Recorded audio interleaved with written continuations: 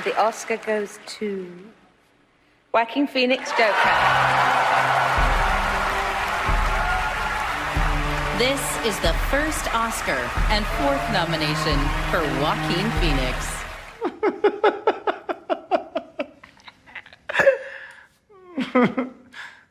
What's so funny?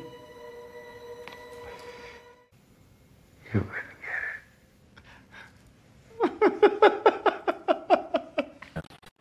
I've been thinking a lot about some of the distressing issues that we are facing collectively. I think whether we're talking about gender inequality or racism or queer rights or indigenous rights or animal rights, we're talking about the fight against injustice. We're talking about the fight against the belief that one nation, one people, one race, one gender, or one species has the right to dominate, control, and use and exploit another with impunity. We feel entitled to artificially inseminate a cow, and when she gives birth, we steal her baby, even though her cries of anguish are unmistakable. And then we take her milk that's intended for a calf, and we put it in our coffee and our cereal. But human beings at our best are so inventive and creative and ingenious, and I think that when we use love and compassion as our guiding principles, we can create, develop, and implement systems of change that are beneficial to all sentient beings and to the environment. There's no doubt about it. Joaquin Phoenix is turning Hollywood vegan. Since he accepted the Best Performance Award at the Golden Globes and spoke about the dangers of animal agriculture while on stage, Joaquin has been on a mission to spread awareness about the importance of veganism for the animals and for the planet. I think now consuming animal products is no longer just a personal choice. It is having a drastic and vast consequence on the rest of the world and all of us. Is it crazy to you that the headlines right now for Sunday are the vegan menu? Leo DiCaprio said, I'm so excited. This is the first time ever there will be a vegan menu. That's happiness for a lot of people. I think it is a good idea that 800 people are trying to save the planet. No, I'm all for it. It makes sense because everyone can eat vegan, but not everyone can eat a steak. So I'm all for the vegan thing. Yeah.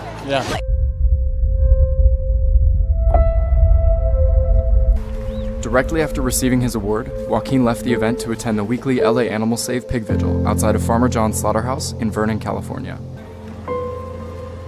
Why is it that you come to these pig vigils, for those who may not know that you've come here regularly? I think most people don't really know the torture and murder that is the main dairy industry. And I think we have a moral obligation to talk about it and to expose it for what it really is. We all know that that celebrity voice is going to be louder than our voices. But the problem is way bigger than just factory farming. I think we can all agree that factory farming is something that needs to stop. So the myth is that if we eat a plant-based diet, we can save animals and the earth and humanity. The ethical vegetarians believe that life is possible without death. I think these people feel very deeply the suffering of other creatures. That was probably my main motivation for becoming a vegan. I did not understand at age 16 that life was not possible without death. I don't need really any science to see with my own eyes and hear how an animal responds to pain, right? That's undeniable. Any animal that's here is being used for consumption. That's the slaughterhouse business. Those were used for milking that did not produce enough milk anymore, I see, for whatever reason. So then they were here to be harvested, murdered, harvested, murdered, harvested, murdered, harvested. You have to understand my side, how I understand yours. I understand, but language is powerful. So, harvested, please. Murdered, okay. All right. You say tomato, I say tomato.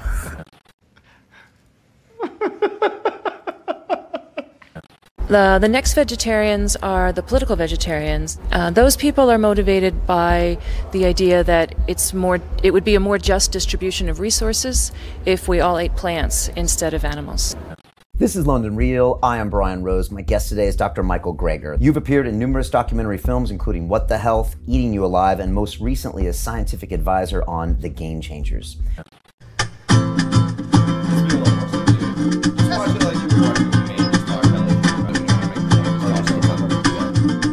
Joaquin Phoenix is the executive producer? Really? Government and media almost exclusively blame lack of exercise and sugary foods as a cause of diabetes. But I wanted to talk with an actual expert on the role of diet and diabetes. What role does sugar play in causing diabetes? It drives me crazy.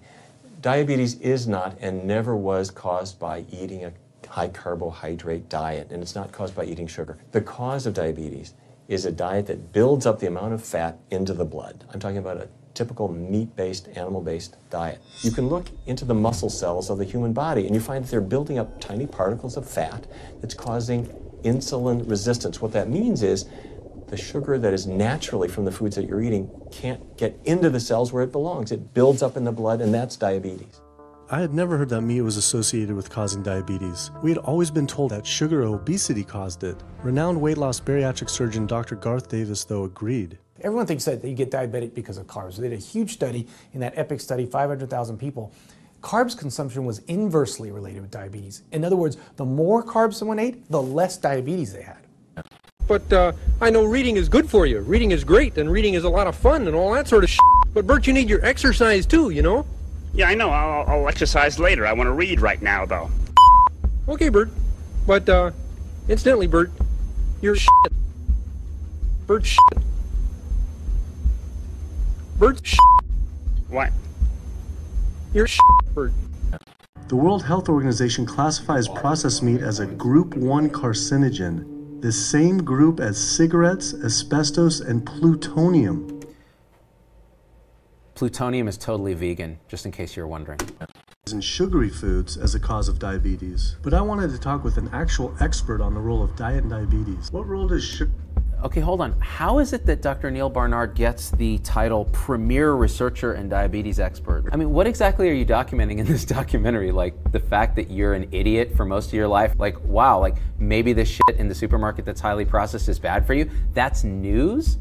Diabetes is not and never was caused by eating a high carbohydrate diet, and it's not caused by eating sugar. The cause of diabetes is a diet that builds up the amount of fat into the blood. I'm talking about a typical meat-based, animal-based diet into the muscle cells of the human body, and you find... But Bert is shit. Did he just say that fat in the blood is what causes diabetes? The reason that fat builds up in those tissues is because of a high carbohydrate, high triglyceride generating diet. Ace? Carbs cannot make you fat in and of themselves. Carbs cannot make you fat in and of themselves, dude. Tell that to homie drinking the syrupy soda with the sugar in it. When we eat carbs, we either store it or we burn it. Now, eat fat, that goes straight to your fat. Your body can't turn those carbs into fat unless you're really overdoing the calories. Bert shit. What? You're shit, Bert. People aren't living longer, they're dying longer. 1 in 3 women will die of heart disease. The obesity crisis is getting worse in America, not better. The system is set up to reimburse kind of pills and procedures. You get paid to do things for patients. You don't get paid if your patients get better. Food industry, which is $1 trillion industry, uses very similar kind of tobacco-style techniques, paying off scientists and funding studies. Look, here comes a fierce battle between a king cobra and a honey badger. I wonder what'll happen.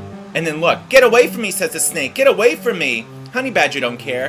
Honey badger smacks the shit out of it. Oh, little does the honey badger know, FYI, it's been stung. So while it's eating the snake, the poisonous venom is seeping through the honey badger's body, and it passes out. Now the honey badger is just going to pass out for a few minutes, and then it's going to get right back up and start eating all over again, because it's a hungry little bastard. Look at this.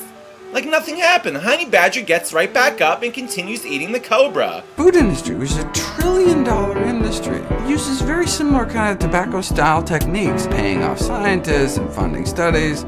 Doctor says you're no longer diabetic.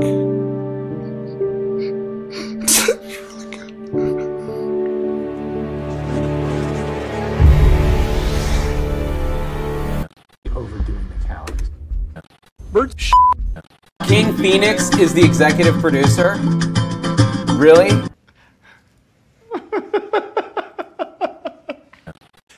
Vegan! V-E-G-A-N! It's 5 fucking letters!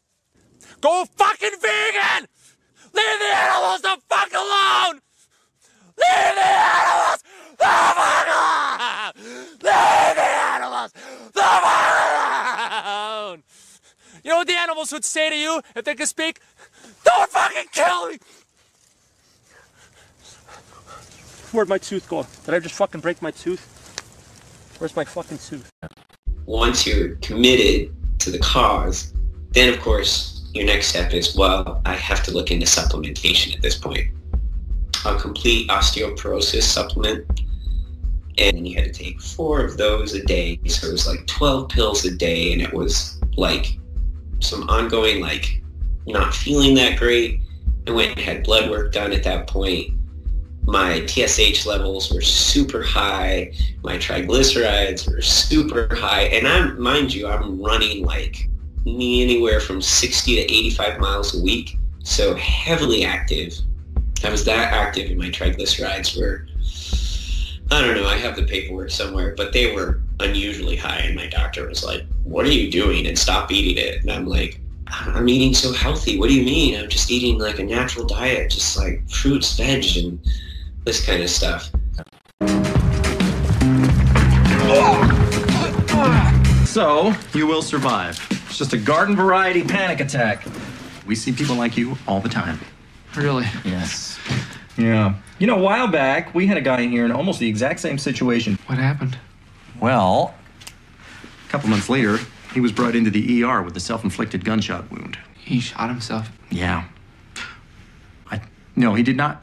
You know what? I don't remember. But whatever it was, he regretted it so much that he ended up shooting himself, and now he's blind. He's blind?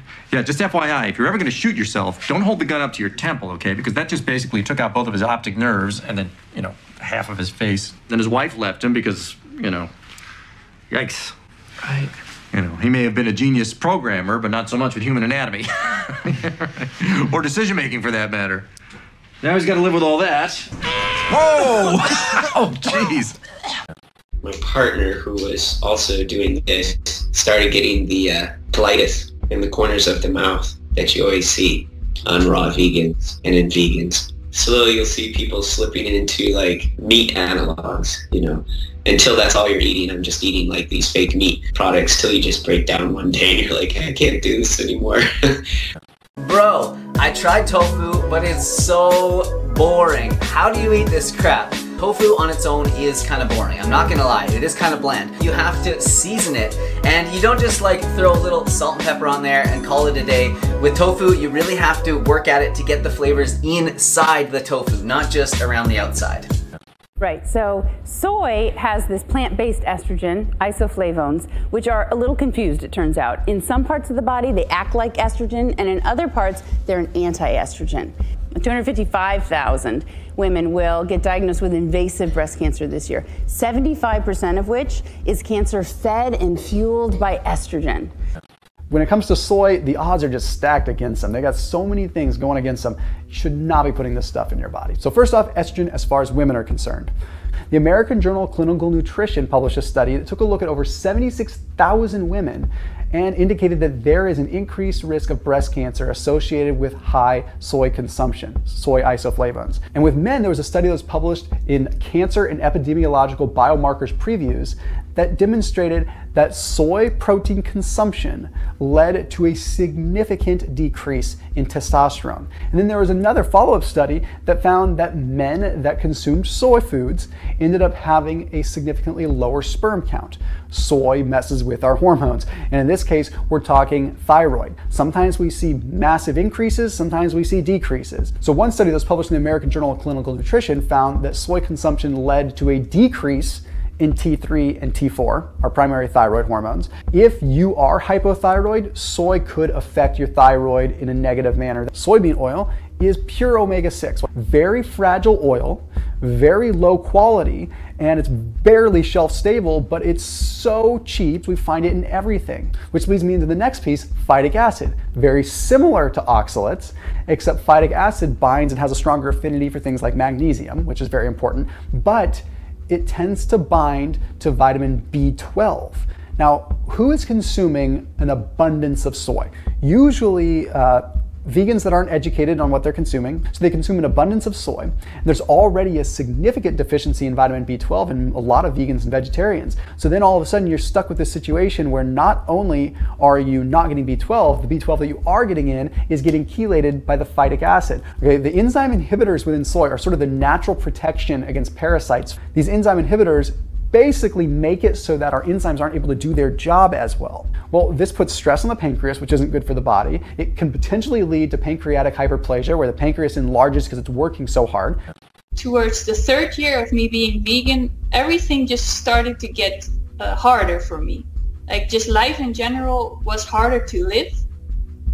Just doing workouts was tougher. It didn't feel like working out anymore. 3rd year of me being vegan, everything started to get so tough. And I was constantly looking for things to make myself feel better. So I started doing meditation, yoga, buying all these supplements. I eventually stopped eating grains and gluten because I thought, yeah, that could be probably a problem. That's not true. Who the fuck told you not to eat gluten? It's just true. Look, man, if you stopped eating gluten, you'd feel way fucking better all day. Whenever you feel shitty, that's because of gluten. So you're not drinking, you're not smoking weed, you're not... Oh, no, I'm drinking and smoking weed. But... I'm on a cleanse, I'm not psychotic. You don't even know what gluten is. I know what fucking gluten is. No, you have no idea what gluten is. I do know what gluten is. Gluten's a vague term. It's something that's used to categorize things that are bad. You know? Calories, that's a gluten. Fat, that's a gluten. Somebody just told you you probably shouldn't eat gluten. You're like, oh, I guess I shouldn't eat gluten. Gluten means bad shit, man, and I'm not eating it. Oh, God. Each bite is better than the previous bite. Gluten!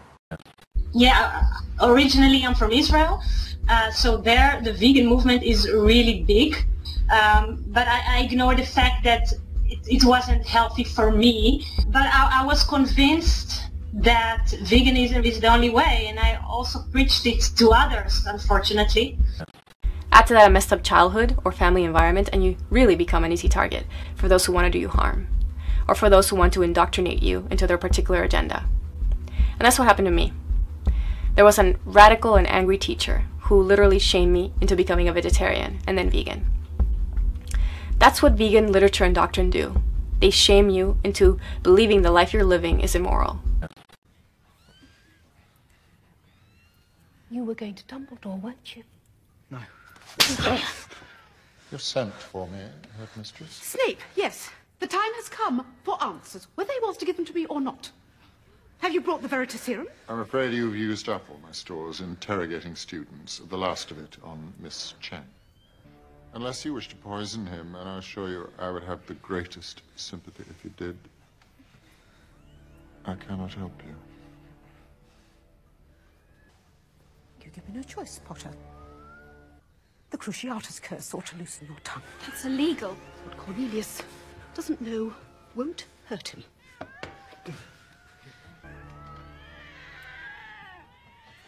You're an activist. That's cool. It's beautiful. Me too. It's not like a double agent or something. Yeah. It's just nice. We don't have to hide our activism outside of school. We don't have to hide who we are. Like, we can bring our whole selves to work. With my role, I give them all the art supplies. Like, we make posters together. We have people go to every march. They get excused from classes. Or... Which marches, like? So they went to women's rights marches after Trump. They went to all the, like, gun ones, the March for Our Lives. When it's fun too, because if they do march out of school, because sometimes it's a political protest, and so we don't actually give them the grace period, but we do. We don't punish them, but if they do it, then they have to serve detention, and then during detention, we talk about social justice. So my class decided to stand but not say the words. Totally fine. Except for the fact that my room does not have a flag. It used to be there, but I took it down during COVID because it made me uncomfortable. The school district says that's Kristen Pitson, who identifies herself as an 11th grade teacher at Back Bay High School here in Costa Mesa. During the Pledge of Allegiance, she gives students the option to stand and say the words. She goes on to share that her class does not have an American flag and that she took it down during the pandemic because it made her uncomfortable. In the meantime, I tell this kid, we do have a flag in the class that you can pledge your allegiance to. And he like looks around, he goes, oh, that one? It's not just Biden's policies that are causing people to second guess their allegiance to the Democrat Party. Now, 2 nights ago, we showed you shocking undercover video from a teacher in Santa Barbara, California. She bravely brought to light this vile racializing of her school curricula. I want to show you what's being concealed from the parents in the Santa Barbara Unified School District. Inclusive curriculum lessons. There's collections, the LGBTQ heritage, gender inclusive biology, educate and celebrate. There's activism, the youth advocate toolkit, preschool, grade school. It's basically defunding the police and a new, smarter approach to public safety. It says to donate to BLM, make small crimes legal, do not support prisons, and reduce prison sentences. I think they come from other areas where they have done the same things, maybe even taken over the school district in other areas like San Francisco, Salinas. Santa Barbara, they've been doing teacher trainings for us for the last 10 to 15 years, where they've pretty much indoctrinated the teachers to then indoctrinate the students. You know, I call it psychological warfare. I've been retaliated on for speaking up. A guy called Pavel Tsatsouline. This guy, back during the Cold War, he was a PT, a physical training instructor in the Russian army, Soviet army, and also he was training with Spetsnaz and so on, so he knew all the special ops guys as well. He was training with them. And in his book, written in 2001, Bulletproof Abs, so he says, putting carbs aside and having a steak will turn you into a more happy and balanced person. And then a few sentences later he continues saying, and listen to this, high carb, low protein diet has been designed to manipulate your serotonin and other neurotransmitter levels. Full stop. Next sentence. It was an inherent part of the brainwashing program. End of quote. Yeah. What do you eat? Steak. Mostly. Of course. No chicken. Just say no to chicken. Say no to chicken? Just say no. Why? What's wrong with chicken? I just lame. I don't like it. But what about vegetables? Vegetables is just kind of a necessary evil. Same doc, Nick Lane, did some research and summarized some other research. Like, why are fruit and vegetables good for you? And the party line is the antioxidants. They almost convincingly concluded that's not the case. If you just try to isolate antioxidants, just give it to people, they don't have the same effect. So the current theory is the plant toxins pretty much promote hormesis. Hormesis pretty much resistance against stuff. So it's pretty much mild doses of poison that you take to make yourself stronger. So that's most likely what these things are good for. Anytime you hear about antioxidants this, antioxidants that, it's, unless they're prescribed by a doctor to a particular patient, antioxidant supplementation might even cause cancer. So there's studies in that. Yeah, that's just not something to shotgun. Or go to the pharmacy, buy all this stuff. No. Do you know anybody that follows a carnivore diet? What's the carnivore diet? Carnivore diet is very recent. Within the last few years, people are eating only animal products. Okay. And the great benefit that some people have had is people with autoimmune issues like skin conditions, eczema, things along those lines. It seems to cure it up. By cutting out all plant foods completely, some people with autoimmune issues have found great results. I was always on the border of an anaphylactic reaction, which is not pleasant. I couldn't relax at all. That's an immunological response. Allergic response, yeah. But this diet seems to have stopped all of that. I don't have psoriasis. All of the patches have gone. Yeah. My gum disease, which is incurable, I had multiple surgeries to deal with it, is completely gone. Took 3 years.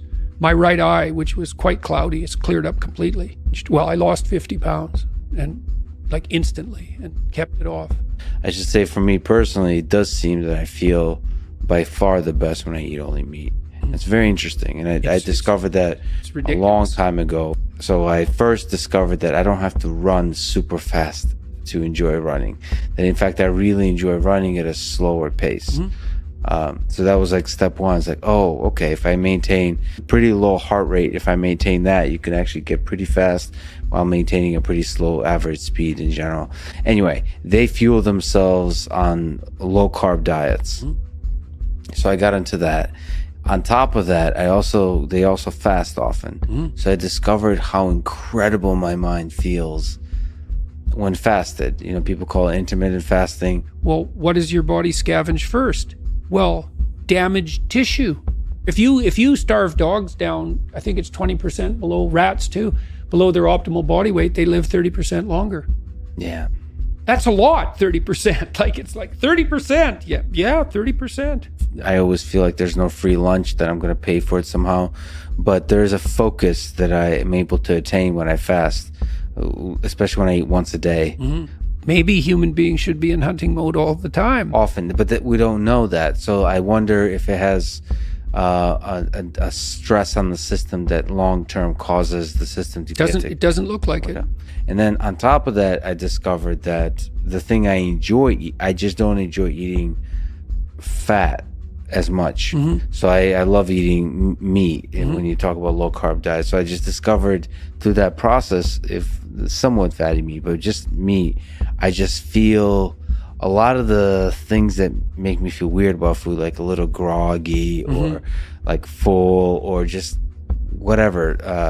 And I'm still able to enjoy company. And when I eat once a day and eat meat, you could still have all the merriment of you have dinner with friends. For me, I can still drink whiskey.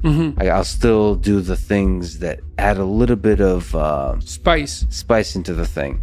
Now, when you completely remove the spice, it does become more difficult.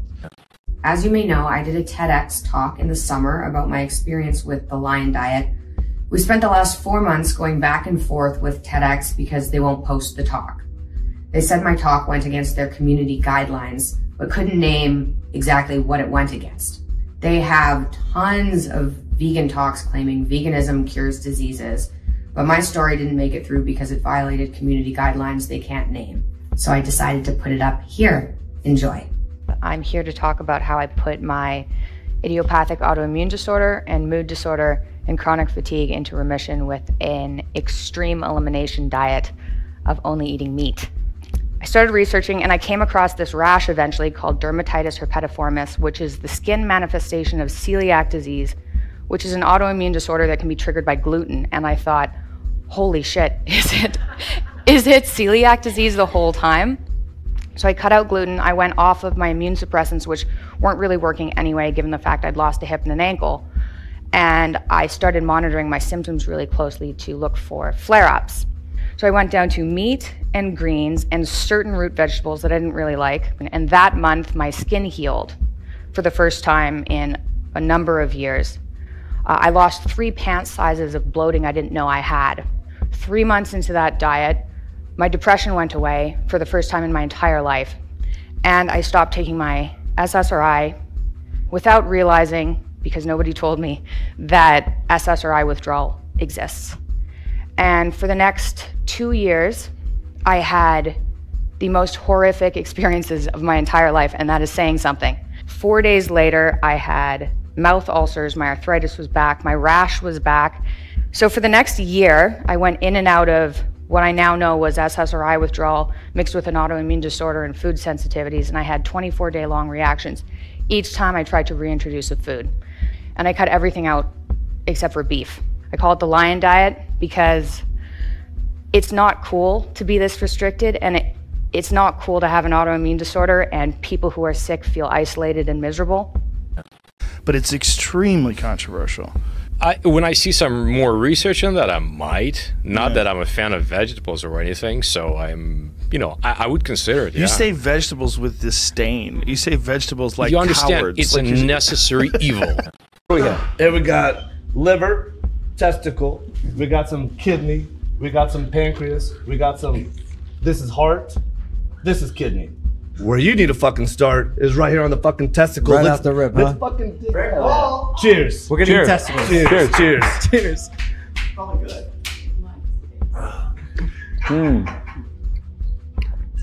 Whoa. Can I get a spit bucket? Swallow it. Rip a small piece out of it. All right, so this is a piece of liver. I can't believe you actually do this, Liver King. You actually just ate a testicle. Here, don't be such a pussy. I can't I'll fucking believe Yeah, you. Mikey. I am no way manly at all. I get pedicures. This guy is fucking manly. Yeah, you got to get on that fucking bone marrow. Hand me There's the spoon. pieces already carved out of there. Get down on the bone marrow, right? There's a replacement for this, by the way. It's called the whole beast protein shake. It has every fucking thing in there, and you're gonna think it's Lionel, Liver King Chef Lionel. You gotta bring some fucking a round of the whole beast. Cheers. Happy birthday! God damn it, fucking cheers! It's fucking delicious. It's delicious. So here's the thing. Oh yeah, it's good. I feel my dick getting harder. I'm not gonna lie. This is really good. This is actually really delicious. It's good. Because here's the thing. Most people aren't gonna fucking eat this way. How many grams of protein? 21. 21. This has liver, heart, pancreas, spleen, kidney. It has bones. It has blood, and it has fucking cholesterol. Any sugars? No. Any sugars? This is the deal. Everything is fucking hard, right? Like if anything were easy, we would already be walking around, you know, happy as fuck. Right. So this is why I want to encourage people to start with what I believe is the easiest fucking thing, right? My name is Liver King. Start eating some goddamn fucking liver. Are there actual hard medical downfalls or shortcomings to this diet? Higher cholesterol? This is all rubbish. You could make that face if you want. Well, but you stand in line. You buy that vegetables are healthy.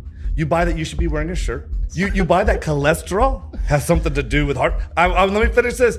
Cholesterol is a proxy to something we don't fucking understand. If you want to know about heart disease, you need to know about your HSCRP, your inflammation. What does your insulin look like? What are your triglycerides? What the fuck is your blood pressure? More people die of heart attacks with normal goddamn fucking cholesterol, right? So this cracks me up when people are like, let me look at your cholesterol, right? It's how the fuck do you feel, right? If you got a fucking kicking ass libido and you're kicking ass in fucking life, you give a fuck what your cholesterol is? Dude, I don't believe in that shit unless you think you might have a problem. Whatever, fine. Go do whatever blood testing you want to do. The reductionist thinking that cholesterol is associated, like, well, again, these guys got you. What would be the proper fucking description of this guy? He does not look natty really at all. This is Brian Johnson. He is something. A bodybuilder and nutrition specialist with a seriously different way of life. Barbarian, 20-pound ankle weights, 70 pounds on top of a sled, 70-pound backpack, 2 times 70-pound kettlebells. Drag that shit across your goddamn entire property for a mile.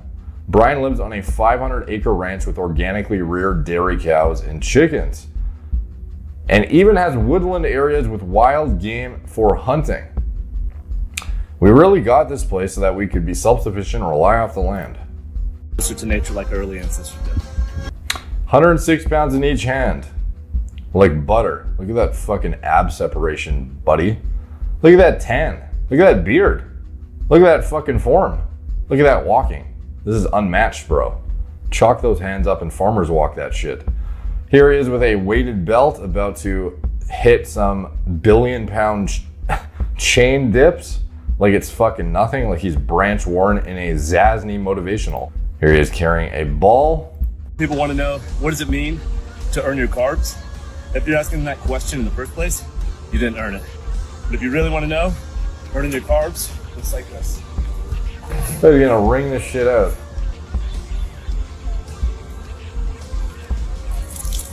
Yeah, great. It's time to eat. I doubt that historic hunter-gatherers had access to substances. They'd have grown them a steroid belly, but the guy has a spectacular physique nonetheless. Find all those anabolic bushes and hormone trees in the wild too, I bet. It's a well-known fact that ancient hunter-gatherers did pointless, contrived exercises and posted them online to impress young males in other tribes. Even hunter-gatherers needed pharmaceuticals, it would seem.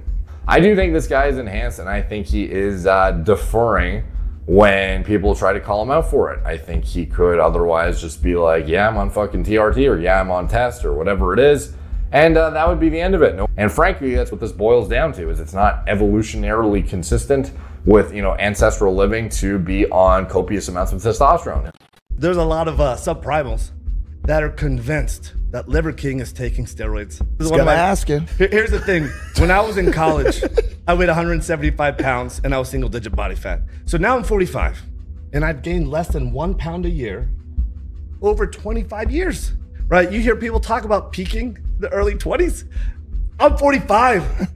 Like for a guy like you that talks about vegetables with such disdain, I would think that it's a necessary evil. But You is understand? it? This is the thing. I'm not Based sure on it the is. current, the docs will tell you all this stuff about fiber and this and that. That's supposedly good. And again, that's not my specialty. Right. But this other point about hormesis, which is again building up your resistance, resilience to things. So it's very possible vegetables are evil, and the small doses of this evil make us stronger. Listen to this. High carb, low protein diet has been designed to manipulate your serotonin and other neurotransmitter levels. Full stop. Next sentence. It was an inherent part of the brainwashing program. End of quote. So we watch it together and then we all leave. Is that a deal? Deal. Deal.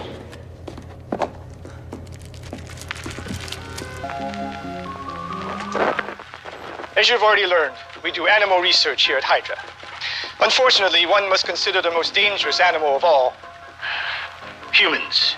To room 23. Because the subjects are unwilling participants, security personnel should always be present during these sessions. After the research team has concluded their tests, inject this into the back of the subject's neck and place these goggles over his or her eyes. Hitting this switch will commence the visualization while the drugs take effect. The dreamlike quality of the film, combined with the cutting-edge pharmaceuticals, will create an amnesia of sorts. You've got the Soviet Union that is heavily invested in mind control. Brainwashing was the sort of the term of the culture, right? And brainwashing was a big issue. Yeah, we had an existential threat, right? We had nukes pointed at each other. I mean, what the fuck? You talk about it now and everybody rolls their eyes and goes, oh my God. But, well, so initially it started out as a defensive effort. MK Ultra was the umbrella name for a whole bunch, over 140 projects. It was all based around chemical substances, use of chemicals, use of drugs, behavioral issues with human beings, creating false memories, deleting memory. Well, where this went off the rails was testing on unwitting subjects, things such as LSD and a variety of other substances. Yeah, whoops. Damn good con, Freckles. Almost believe you're gonna shoot that boy. It wasn't a con. Here it is!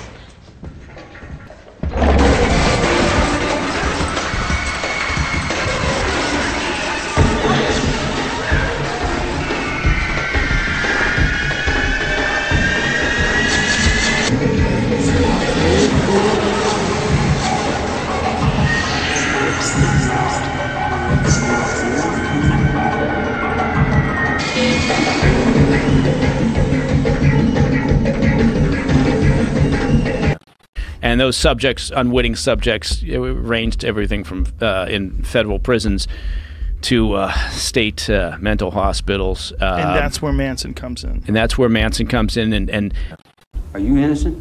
Innocent of what?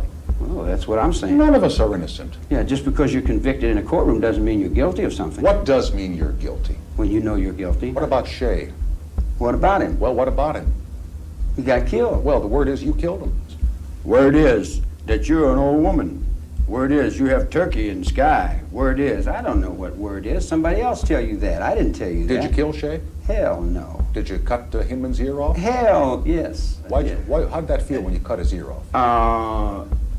What did it feel like? Yeah. Well, I had done what he said for about 20 years. I'd done everything he told me to do. And I got to thinking, now, why don't this guy do something I tell him to do? And he said, no. I said, well, how comes I'm always doing what you tell me to do, but then you never do what I say do? And he said, well, blah, blah, blah. So I said, now you do what I say. And he said, no. I said, you do exactly what I say. And he said, no. I'm telling you. I'm not asking you. I'm telling you. You do exactly what I say. And that's about the extent of it. All this occult, all that hocus pocus stuff that you guys are playing, I don't know nothing about all that. You know nothing about something called helter skelter. Tell me, Charles, I don't know. It's worse than a fairy tale. It's a fairy tale. A lot of these things were funded through cutouts. Set up financing vehicles, non-threatening grant programs, from research institutes. AK-47s, Soviet-made for the PLO. The Israelis captured these and then secretly traded them to us. And you're gonna fly them to Nicaragua. You didn't say nothing about guns. It's a war, Barry. Freedom fighters can't put up much of a fight if they aren't armed. This was the deal. Everything in this hangar's mine. Oh, yeah. That truck's mine. Mm-hmm. The tools are mine. Yes, sir. This airplane's mine. Bag is mine. What bag? MKUltra had, at least acknowledged anyway, over 80 academic institutions working on their behalf. Midnight Climax, they'd kit out a safe house as a brothel. They would have the hookers slip LSD or whatever substance to the johns. Behind a mirror, you'd have a researcher sitting there, having a drink and watching these, the hooker and the john have sex, and then they'd be analyzing the impact of the LSD on them in terms of their ability to talk. And this was investigated in the Church Committee back in '75. It was reported at that time that you had a number of meetings with Jeffrey Epstein, who, when you met him 10 years ago, he was convicted of soliciting prostitution from minors. What did you know about him when you were meeting with him, as you've said yourself, in the hopes of raising money? I had dinners with him. I regret doing that. And, I've said I regretted having those dinners. And there's absolutely nothing new on that. Well, he's dead. So, in general, you always have to be careful. I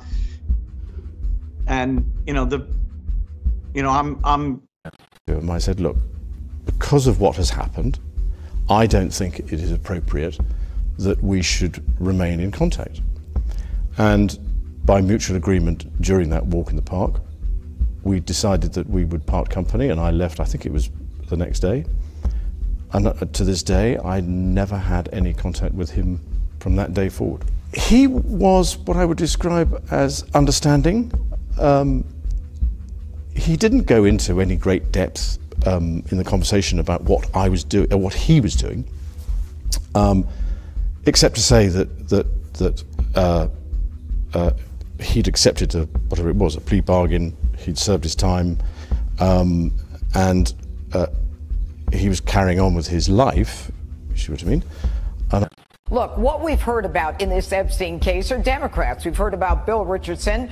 We've heard about George Mitchell. We hear about Bill Clinton. Everybody says, no, Bill was never on the plane, except he's on the manifest 26 times. And then we say, no, he wasn't on the island, except we now have testimonial evidence, identification evidence by Virginia Roberts, who says he was on the island with 2 young girls. And that evidence is significant. And they can call Virginia Roberts a liar till the cows come home.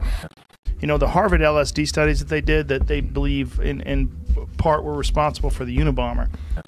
Ted Kaczynski never showed up on that kind of radar. No. Does your commitment to undermining the techno-industrial system come from a sense of duty, a sense of obligation, or is it more personal? I hate the system, not because of some abstract humanitarian principle, but because I hated living in the system, and I got out of it by getting into the mountains, but the system wouldn't let me alone. They did a lot of these studies because they didn't know. I mean, it's one way to find out. I mean, how do you get responsible human subjects? How do you get people to do? Well, there's not a lot of ways other than just test people. High carb, low protein diet has been designed to manipulate your serotonin and other neurotransmitter levels. It was an inherent part of the brainwashing program. End of quote. Back in the day, Saturday morning was the best time of the week. You'd get up early, pour yourself a huge bowl of sugar disguised as breakfast, and let your TV assault you with animated adventures until noon. But nowadays, none of the big broadcast networks offer Saturday morning cartoons. In 1990, Congress passed the Children's Television Act, requiring broadcasters to air a minimum of 3 hours of programs that had educational or informational merit.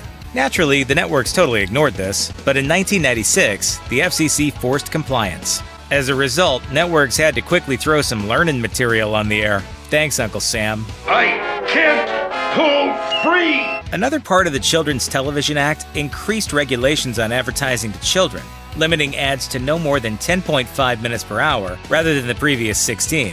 It severely cut into the revenue stream generated by advertisements. Hulk Hogan doesn't eat nuts and honey. Did you take this?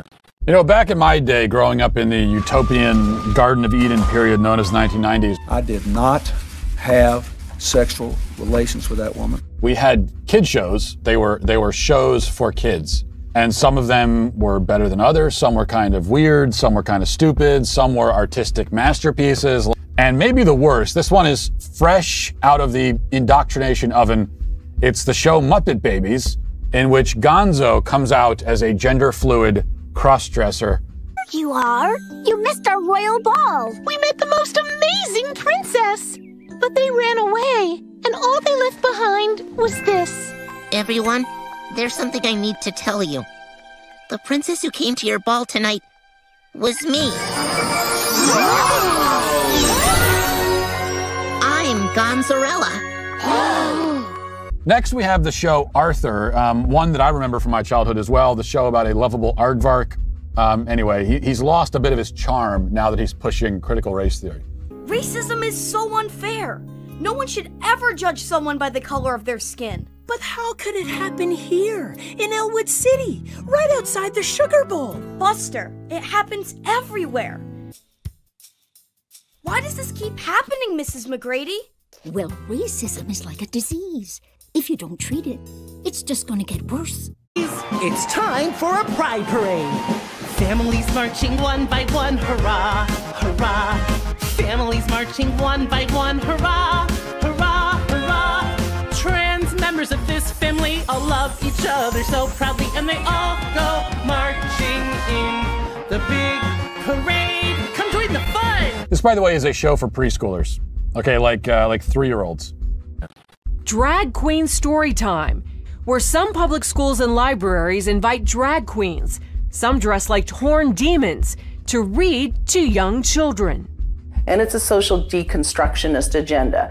They're using children, little 5-year-olds, to accomplish this. Doors burst open. The king and queen walk through. There's our precious daughter. If they did not know what love meant, who would? It's called SOGI, for Sexual Orientation and Gender Identification, a curriculum that teaches public school students across Canada to celebrate the homosexual lifestyle and that gender is fluid. There's people that are boys, there's people that are girls, there are people whose gender might be a little bit of both or might even be neither.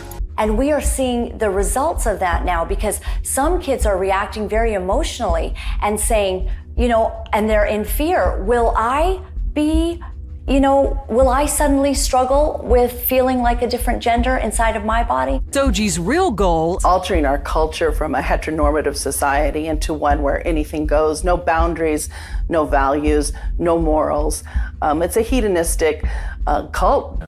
What were you saying before the podcast started? We were going to bring it up again about veganism coming from a religion. Yeah, veganism started with the Seventh Adventist Church, I believe. You know, they were following the Jewish kosher laws or whatever at first, and it was like no pigs or whatever else, shellfish, I think. Yeah. No pigs or shellfish.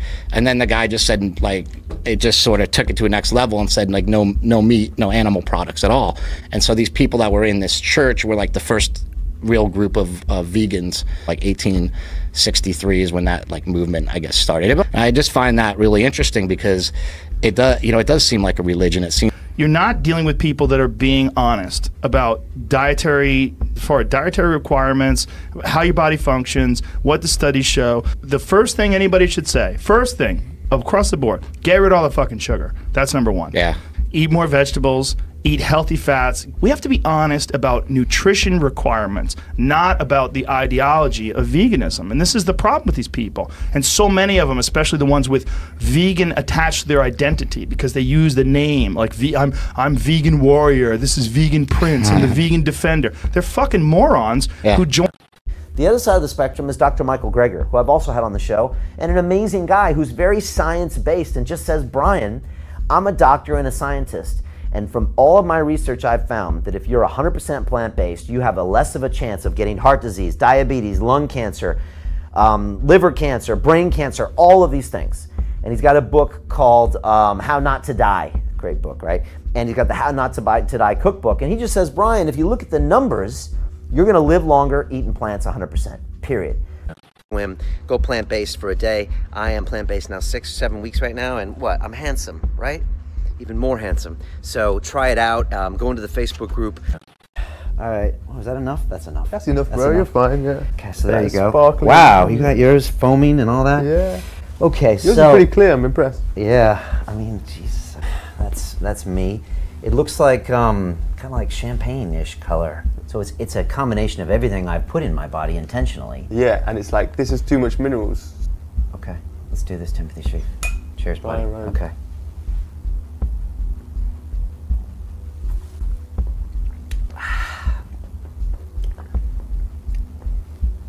Really not bad at all. Good on you, Brian. Like you said, just be present with it, and you know. Just doing that with you brought back memories of the first time I did it, and that was, yeah. And I just had Timothy Schiff on yesterday. A great conversation with him. Ninja warrior, vegan, just did a 35-day water fast, and he also is a big fan of drinking your own urine. And I did it on air yesterday. Tim was really proud of me, and you know, it was kind of okay. And I figured I'm gonna keep this up. And I thought, what the hell, I might as well drink some of my own urine. So I just, just go with me here.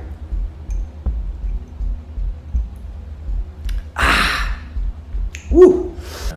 I spent a year as a vegan, and I went through the whole thing. I got to be friends with some of the top vegans like John Joseph and Rich Roll. All right, but Zach, we have to feed the planet. You know, GMO is the future. People like Bill Gates. Look, you want to feed the planet? You want to feed everybody? We're going to have 10 billion people soon. How are you going to do it? GMO is how we're going to do it. So get out of the way, be part of the solution, or let us do our job. That's right. We're going to starve to death if we don't have GMO. 1996 was the rate of starvation on the planet any higher than it is now? No. We have exactly the same distribution of starvation and famine going on in the world as we did in 1996. Many would argue it's actually worse now than it was in 1996 before we had GMO crops. They talk as if it's some distant past that we were relying on normal crops. In 1996, we were just fine. We can scale farming in this country logarithmically by just stopping the subsidies to pay farmers not to grow anything. Right? We have so much farmland that can feed the world, and the biggest misperception with GMO is that it increases crop yield. Because if you are killing the bacteria and fungi in the soil, what's the chance that soil is going to keep growing lots of crop in 10 years? The answer is zero. And so they address that in the short run by more NPK fertilizer, more chemicals to get in there, more chemicals, herbicides, pesticides to deal with the sick crop. But by 7 years in, farmers are recognizing drops in their yield. And the fact is, GMO is not going to feed the world because you are killing the soil in which the plants grow. And so you're not going to survive much beyond 5 or 7 years with your soil if you're constantly spraying the Roundup in there. But I've been through that lifestyle. And towards the end of that year, I was just asking myself, am I staying vegan to be dogmatic? Because I have a tendency to do things until they're not worth doing anymore, like drinking and drugs. And I remember I had some sushi and some red meat a year later, and my body was like, yep, this is what we want. You know, we're seeing this big push towards plant-based. You know, you can't not be aware of this, right? Bill Gates. Rich nations should move to 100% synthetic beef. Bill Gates recently said that he believes rich nations would help the global fight against climate change by consuming only plant-based 100% synthetic meat products instead of beef. I think it does Bill Gates' legacy a little harm because he almost comes across as a crackpot. But no one's going to buy this right now. Or have you ever tried fake beef? I've had a Beyond. Yeah, so have I, and they're okay. I mean, it tastes like a bad turkey burger, if you ask me. But how can you make a statement like this when that industry is so big, it affects so many jobs and so many livelihoods? All right, Bill. It's Hey. good to see you again. So I've been working hard in your kitchen. Perfect. And I kind of wanted to talk to you about plant-based meat, and I thought maybe we could try them out as well. Sure. And so now it's time for my cooking. What do you think? It's quite good. I mean, that's light years away from what they used to make. Like the traditional veggie burger? Right. You know, the quality's going to keep getting better. The plant-based guys are not done innovating. Eventually, they claim you won't be able to tell the difference. Agriculture sector is about 18% of overall emissions, but livestock is about half of that 18%. Wow. And almost all of that is beef. Is this like cow farts, cow burps? Slightly more burps than farts, but it's a mix of those two. Very inefficient, particularly beef, is almost 8 to 1. You use 8 calories to feed that cow for every calorie of meat you get out because you're building bone and respiration for that cow. Well, where do I start? Ranching's a terrible business, grandson. Terrible? How? These people in the city suing us, complaining about the way we raise the food they eat. There's federal regulations and state regulations, county regulations, and we can't control the price of beef or hay or the diesel it takes to take the cattle to auction or the hay out to the cattle. What else? Blizzards and droughts, and half the herd trying to kill itself in the river and the other half looking for a hole in the fence so he can go stand in the middle of the highway and get hit by a car. Well, if ranching's so hard, how can we do it? Because it's one hell of a life, Tate. One hell of a life. What we're ultimately going to see with that is a drive to more and more processed foods. This is why we see people that go on a whole food plant-based diet, they do see some improvement in their health. So after the heart attack, nutritionist was in the hospital room with me and going like, 100% blockage, man. You definitely time to change your diet. I was like, yeah, you're right. After the heart attack, I read Penn Jillette's book Presto about how he lost 100 pounds after his heart episode. And so in Penn's book Presto, he details how Ray was like, for the first 2 weeks, just eat potatoes, nothing but potatoes. You have as many as you want, eat as many fucking potatoes as you want, but you can't put anything on them. You can't fry them. It's just bake the potato and eat it, eat everything. And you can have 9 if you're in a sitting, but you can't put any butter on them, no salt, nothing, just flat out potatoes. And for me, your diet. Well, I just come off the heart attack, so I'm like, I'd rather not die. Right. So I'll fucking try. So how many weeks potatoes. did you eat just potatoes? 2 weeks, straight 2 up, whole just weeks. potatoes. The trick of the diet, at least in my estimation, is that you're allowed to eat as many potatoes as you want, and you think you like potatoes, and then you realize you don't like potatoes as much as you like butter and salt and milk and everything that goes into like mashed potatoes and stuff. And when I was talking about, I'm doing this potato diet, people, you can't eat potatoes. It's carbs, man. That's too much. It's bad and shit. But in 2 weeks of eating nothing but potatoes, I lost 19 pounds, just like 19 pounds. Just dropped off. It taught me something more important than like, fuck, I hate potatoes. It taught me to fast. Like it taught me to, like, now I eat a meal a day. I don't eat in the morning when I get up. I don't listen to the propaganda of like, you gotta eat a breakfast and shit like that. Not at all. My body has enough stored energy. I don't need to fucking eat eggs and orange juice in order to fucking feel good in the morning. I just have to wait for my body to be like, nothing's coming in, great, we'll hook over to the fucking stored energy and shit like that. And I got a lot of it. After the 2 weeks, it was like, okay, now eat corn. And I was like, I've never eaten corn in my life. It's all plant-based and stuff. And so I was hoping that I could, you know, fucking go the distance and be a vegetable guy. I fucking hate vegetables. You be a vegan and hate vegetables. You find a very... This is why we see people that go on a whole food plant-based diet, they do see some improvement in their health. The same thing were happening when we go on a whole food animal-based diet. The same things start to happen. The difference is with a whole food animal-based diet, you don't have the issues with fragility, healing issues, the mental health issues that are often associated. Plant-based diets are associated with higher rates of mental health disorders. You don't listen, do you? I don't think you ever really hear me. You just ask the same questions every week.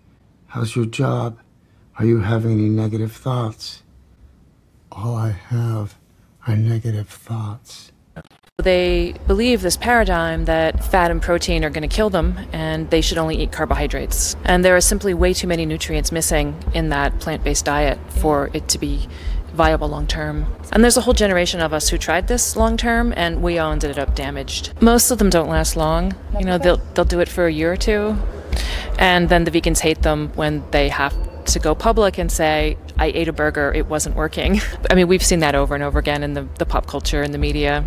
With wanting to show people that you can be healthy on a vegan diet. Really, really bad bloating. My stomach will become distended and it'll be really, really hurt and it'll be hurting for hours. And when I get mouth ulcers in my mouth, so I get these big, gross ulcers. I take my zinc because I am deficient in zinc. I take B complex and B12 and B6 and folate and things like that, which are all in this vitamin, because I am deficient in all those vitamins. And I am also anemic, and I also get B12 injection. Turns out that I'm deficient in B12. This is the needle. Here you go, so much fun. I've decided after that, after I did all the 10 shots, I'm gonna take the pills. For me, I guess it's to do with the fact that I'm vegan. And I'm also taking my B12 supplements. So I take one of these each day. And yeah, I find it's really important to supplement B12 on a vegan diet. Hey guys, I'm gonna show you how to give yourself a B12 shot today. Now I'm gonna stab myself in the leg, just like this. Look, Mom, no hands. What we think that it is and what he thinks that it is that I just have low testosterone and that I haven't been producing any swimmers. And you were on steroids at the time, yeah? Yeah. So like... At one point I was on like 30 times the amount of testosterone that should naturally be produced. I was diagnosed with the schizophrenic tendencies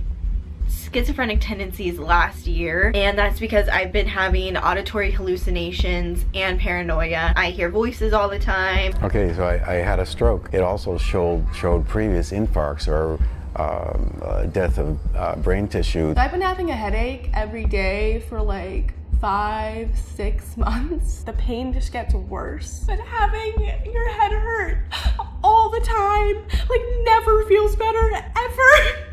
I have 8 years experience of not eating any animal products at all, and I've remained very fit and healthy and active throughout that 8 years with no nutritional deficiencies. I've been seeing your videos. You're flashing the guns all the time. Is it true? Are you on the juice? Are you taking some kind of supplement, some kind of anabolics we all don't know about? No, all natural, no steroid free, no bodybuilding supplements, protein powders, 100% pure natural. You're saying hard work? Yeah, just hard work and consistency over time and good food. Hear that, guys? It's consistency. And as most of y'all know, it has now been just over 3 months since I started TRT, and I've been injecting testosterone. So my total testosterone was 1227. This is a couple hundred points above the normal range. Testosterone replacement therapy and every vitamin known to man. What do I need to take? Fantastic. But a lack of cholesterol can fuck with your hormone functions. A lot of vegans have low hormones because of that. So I'm just getting my morning started now, just like answering some emails, and I am having a little pre-workout snack here. So you guys know a lot of, and I also did have a little pre-workout drink that I've been enjoying, and that is some beetroot crystals in water mixed up with Vivo Life's BCAAs. And I just find this gives me like really nice sustained energy through well, and let's face it, I wouldn't be eating all these healthy foods like on their own if they weren't all blended up together. And then I've got a scoop of protein powder from Vivo Life. In fact, you've got a kind of a glow about you. Really?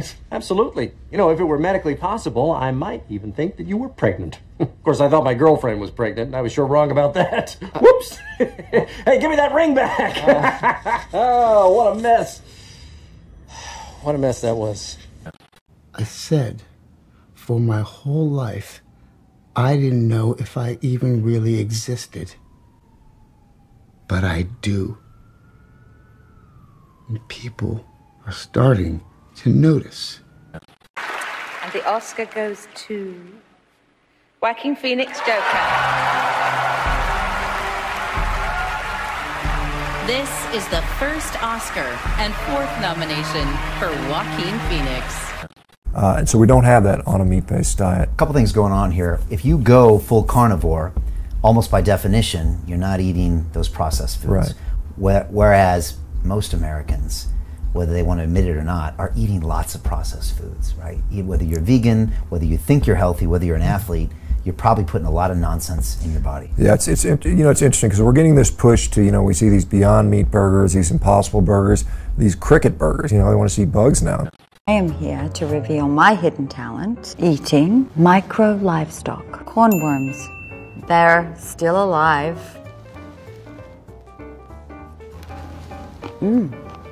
Extraordinary. Very moist, chewy. Can't quite describe the flavor, but need a little water.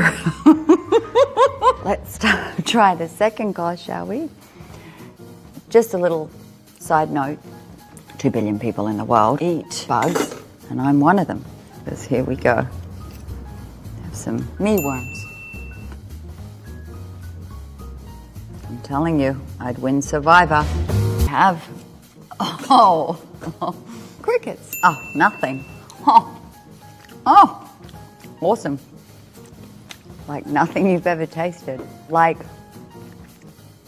a hairy nut. For dessert, the fried grasshopper. These are amazing.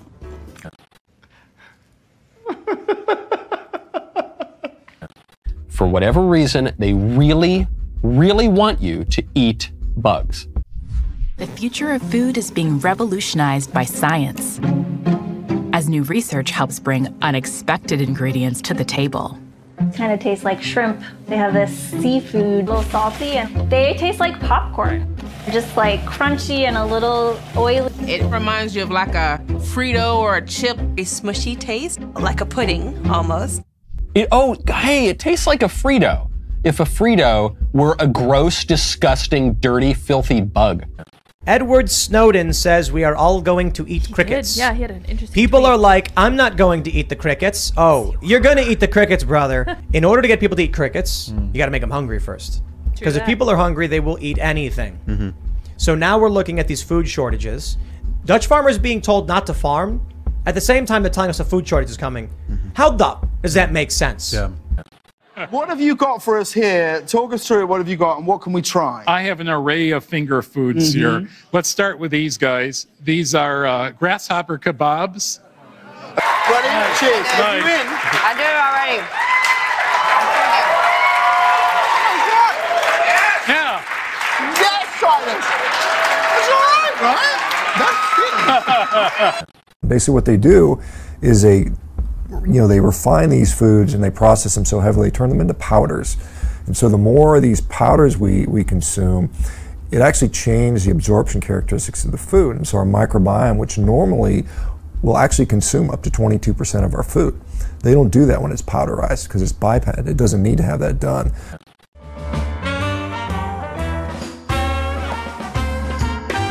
Right. What is that? Well, That's an insect-based premium protein. It's made from Molitor, which is mealworm larvae. The company is called Insect. This is a powder derived from the mealworm, and it's a insect protein just been approved by the EU for human consumption. You're not just getting me to eat dirt, are you? No, man, I wouldn't play you, bro. It's just a protein supplement? Exactly. And they'll be making all kinds of stuff out of it. If we make this switch, it's a huge, huge intervention. Because you're from Hollywood, you're not supposed to care about anything but yourself. Yeah, you're right. And look, there's some truth to that. There are about 15 million crickets in this room. Here, they'll live out their lives freely until they're transformed into food. It's difficult to perceive how many crickets are actually in a room like this because, of course, they were all living inside their happy little condos. Most of these crickets will be milled into a powder that can be used like flour. It's good. You can't even taste the cricket. Or you can snack on them whole like chips. And the thought is, because we're consuming these ultra-processed foods, which bypass a lot of the microbiome, we absorb more calories, we also set ourselves up for gut dysbiosis, gut permeability issues, and that drives continued, weight gain. So it's a very interesting dynamic. Insects are becoming a trend. The Western diet has to kind of shift and change. And most importantly, it's natural, it's normal, and it's the way that we have to feed the future.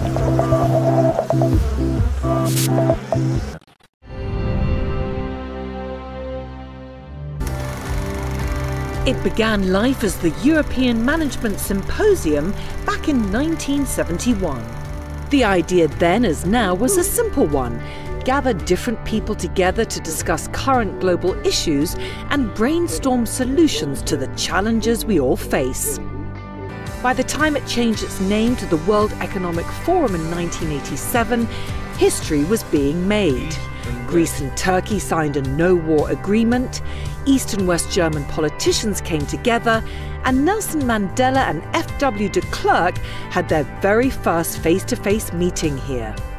And through it all, Klaus Schwab has been credited with being the driving force behind so-called Davos diplomacy. Professor Schwab, it's wonderful to see you here in Geneva. It's a great pleasure to have you here at our headquarters. Stakeholder capitalism has become or is becoming mainstream.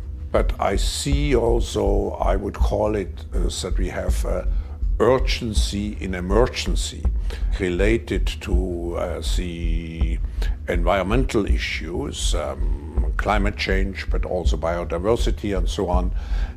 We face an emergency situation. Where do I begin? My father would womanize, he would drink, he would make outrageous claims like he invented the question mark. When I was insolent, I was placed in a burlap bag and beaten with reeds. Pretty standard, really. At the age of 14, as a roastery named Vilma ritualistically shaved my testicles. There really is nothing like a shorn scrotum. It's breathtaking. I suggest you try it. When we do the Great Reset, one of the most important places to start will be to ensure that the fruits of the fourth industrial revolutions are really shared by all. It starts with equitable investments, particularly in education and reskilling. And it also implies we come up with a new framework to regulate data, ownership, intellectual property and competition in the fourth industrial revolution. Our consumption of animal protein is the source of greenhouse gas and climate change. Insects are an overlooked source of protein and a way to battle climate change. The consumption of insects can offset climate change in many ways. We've been conditioned to think of animals and plants as our primary sources of proteins, namely meat, dairy, and eggs, or tofu, beans, and nuts. But there's an unsung category of sustainable and nutritious protein that has yet to widely catch on: insects. Before you say yuck, hear us out. You know what? Hard no. Do you think that Klaus Schwab, the Bond villain head of the World Economic Forum, is eating bugs, or is he laughing while others do?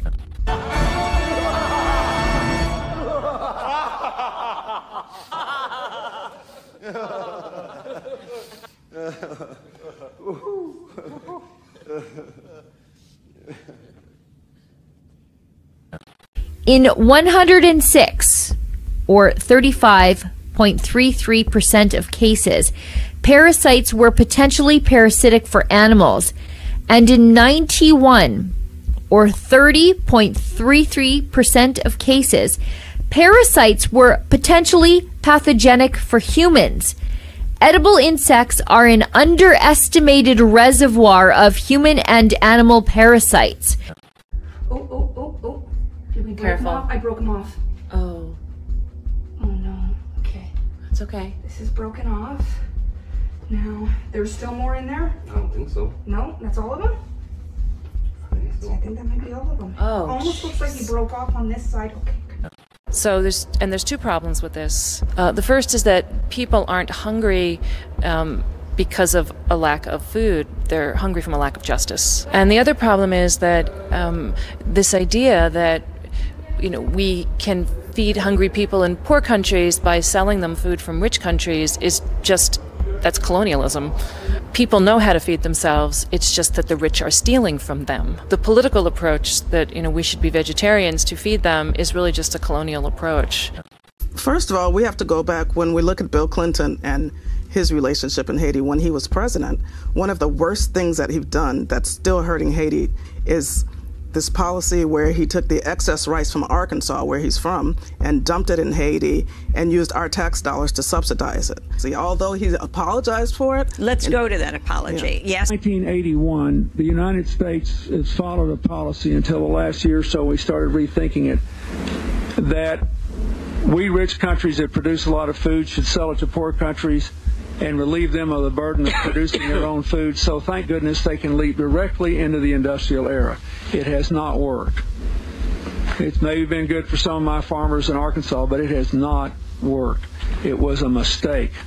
It was a mistake that I was a party to. I am not pointing the finger at anybody. I did that. I have to live every day with the consequences of the lost capacity to produce a rice crop in Haiti to feed those people, because of what I did, nobody else. This practice is still in effect, and Haiti is always getting rice dumped on them. Rice is a staple. There's no reason why Haiti should be importing rice, because that's something that's always, the rice grown in Haiti is much healthier. Ever since this rice has been coming in, there have been diabetes epidemics. People didn't used to have that much diabetes. This is the worst thing that could have happened to Haiti.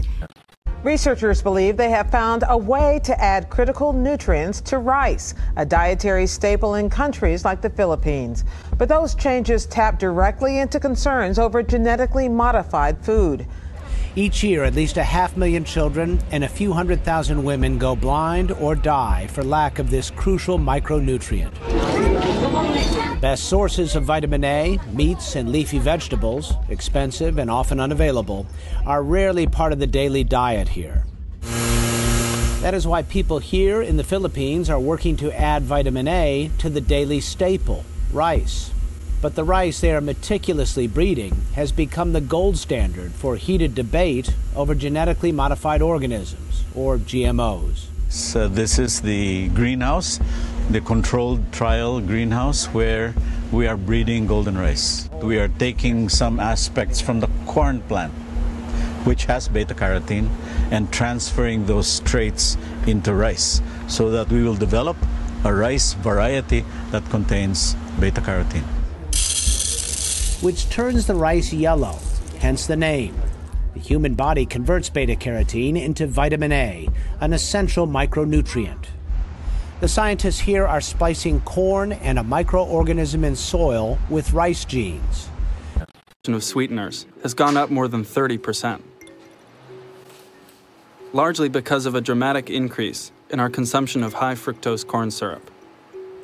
Everything we'd done on our acres since coming to Iowa had been designed to do one thing: grow as many bushels of corn as possible. What we hadn't realized was that what we were growing was essentially an acre of sugars.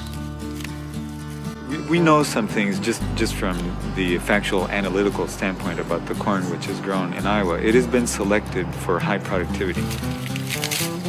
This means high volume starch production.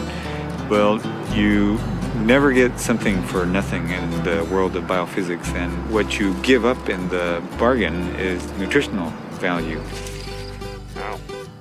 In agricultural so-called improvements and in food processing have actually degraded our food supply from a nutritional standpoint. The corn that originally came north from Mexico was a grain with a higher protein content. But as corn was bred for higher productivity, the nature of the corn kernel was transformed. What's happened is that increased yield has been mainly an expansion in the endosperm, or the starch fraction of the kernel of corn. And of course, now we're taking that starch and converting it to high fructose corn sweetener, which basically has no nutritional value, only adverse metabolic effects and empty calories. You've called sugar poisonous. Can you elaborate in on high that? dose. Okay. So sugar is toxic. It is very much like alcohol. So alcohol is not dangerous because of its calories, even though it's got. Alcohol is not dangerous because it causes weight gain. In fact, a lot of alcoholics are actually quite rail thin, yet they're very sick. Alcohol is dangerous because of the molecule, because of the inherent toxicity of the molecule. Alcohol goes to the liver and is metabolized in the liver. The problem is that alcohol, when it's metabolized in the liver, when provided in excess, it gets turned into fat. And liver fat turns out to be the primary driver of chronic metabolic disease. So all of the diseases of alcohol, type 2 diabetes, fatty liver disease, and brain problems, we are now seeing in children. Children are getting the diseases of alcohol without alcohol. GMO, or genetically modified organisms, can refer to a lot of things. But in the case of food, it refers to crops that have had their genes specifically altered to express a certain trait. In very simple terms, this means taking a certain gene from one organism, like repelling insects, and transferring that trait into a plant's DNA sequence so that the plant expresses an insect-repelling trait as it grows. In the past, if a farmer wanted to create a sweeter apple, for example, they would need to breed 2 apple trees with sweet traits and hope the next generation might produce even sweeter fruits. Gene editing, on the other hand, is much more precise. It uses specific genes from one organism to modify the genetic code of another. But the process of gene editing in organisms is not new. In fact, it's been honed and tested for more than 40 years. And over those years, genetic modification has become easier and more precise as technology advances. Often, it seems like there's very little common ground in the genetic modification debate. GMO advocates claim that genetically modified foods can help solve world hunger,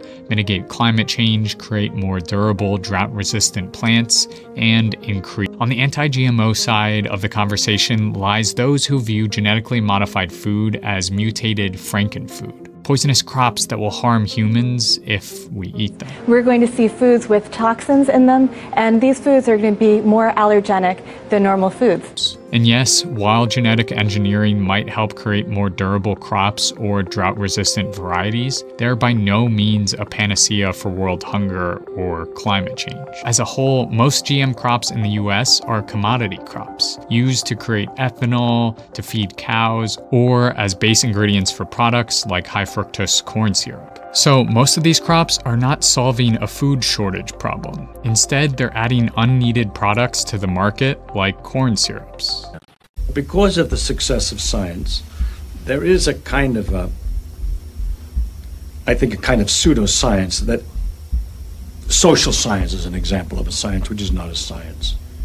But what happens is, at an even more mundane level, we get experts on everything that sound like they're sort of scientific expert. They're not scientific. They sit at a typewriter and they make up something like, food grown with fertilizer that's organic is better for you than food grown with fertilizer that's inorganic. May be true, may not be true, but it hasn't been demonstrated one way or the other. But they'll sit there on the typewriter and make up all this stuff as if it's science, and then become an expert on foods, organic foods, and so on. There's all kinds of myths and pseudoscience all over the place. Now, I might be quite wrong. Maybe they do know all this thing. But I don't think I'm wrong. See, I have the advantage of having found out how hard it is to get to really know something, how careful you have to be about checking the experiments, how easy it is to make mistakes and fool yourself. I know what it means to know something. And therefore, I see how they get their information. And I can't believe that they know it. They haven't done the work necessary, haven't done the checks necessary, haven't done the care necessary. I have a great suspicion that they don't know, that this stuff is, don't know, and they're intimidating people. But I think so. I don't know the world very well, but that's what I think. What are you eating for lunch here today? Corn-fed beef. Do you actually know anything about corn-fed beef? Do you know what it does to them? What is it? To the cattle. It's a good thing they slaughter when they do, because it actually kills them to feed them, to make the meat like that. So they'd be dead in 6 months anyway eating that stuff, so it's just as well that they slaughter them. Really? Yeah, it's terrible. Where is this? Every major confinement feedlot, everywhere. Our operation is that we buy calves and we bring them into the feedlot and feed them for 140, 150 days here, and then sell them to the packing plant as fed cattle. Basically, 14 to 16,000 head are finished here. We're a cattle company, but we do grow a lot of corn. About 7,000 acres every year. And it is all used for animal feed. Scientists researching the effects of feeding corn to cattle have developed a method of looking into their actual stomachs during digestion. We've gone from really feeding no grain to rations now that contain up to 90% grain. These animals evolved not in feeding these high starch or things like corn. Corn in this environment produces these acids, the pH drops, and then they succumb to a condition we call acidosis. And if it's not treated, the animal dies. For each kernel of our corn turned into high fructose corn syrup, there's a nearly 70% chance it will end up sweetening a beverage, likely headed for a big city, far from the Corn Belt. In Brooklyn, New York, about 139 million gallons of soda are consumed each year, sweetened by 20,000 acres of corn. I'll take a Coke. Is Pepsi okay? Is Pepsi okay? Is Pepsi okay? Ow! Our puppy's okay. He's a shooting star, okay? Is the laughter of a small child okay? Are you with me? You seem confused. Let's role play. Now. Okay, I'm Steve. I'm an actor. No. Just order something. I'll You have... will have a nice cold glass of the best thing you ever tasted, okay? Okay. We meet to address man's most fundamental need. The threat of famine, the fact of hunger, have haunted men and nations throughout history. And let us make global cooperation in food a model for our response to other challenges of an interdependent world. Inflation, energy, population, protection of the environment.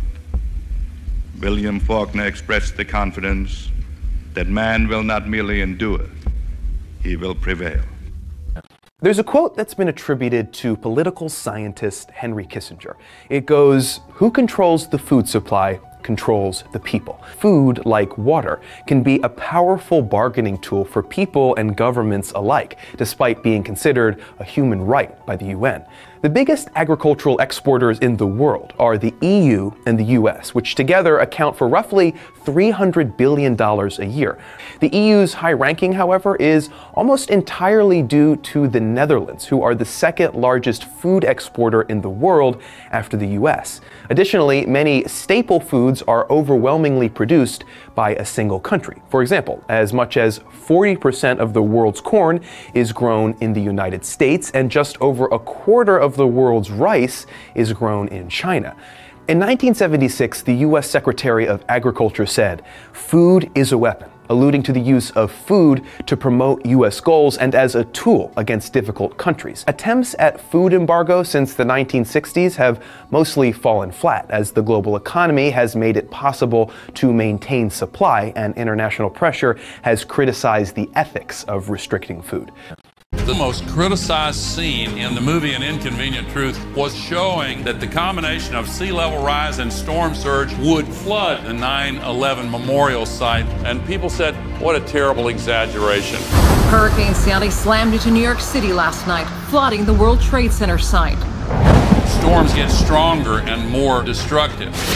Watch the water splash off the city. This is global warming. It's crunch time at the climate change conference in Paris. Still some really tough negotiations going on. What would it take to shift to renewables? I'm talking about breaking the impasse. Virtually every nation in the entire world agreed to get to zero greenhouse emissions. It is unprecedented. It's time to put America first. That includes a promise to cancel billions in climate change spending. The next generation would be justified in looking back at us and asking, what were you thinking? Couldn't you hear what the scientists were saying? Couldn't you hear what Mother Nature was screaming at you? Yet you all come to us young people for hope. How dare you? You have stolen my dreams and my childhood with your empty words, and yet I'm one of the lucky ones. People are suffering. People are dying. Entire ecosystems are collapsing.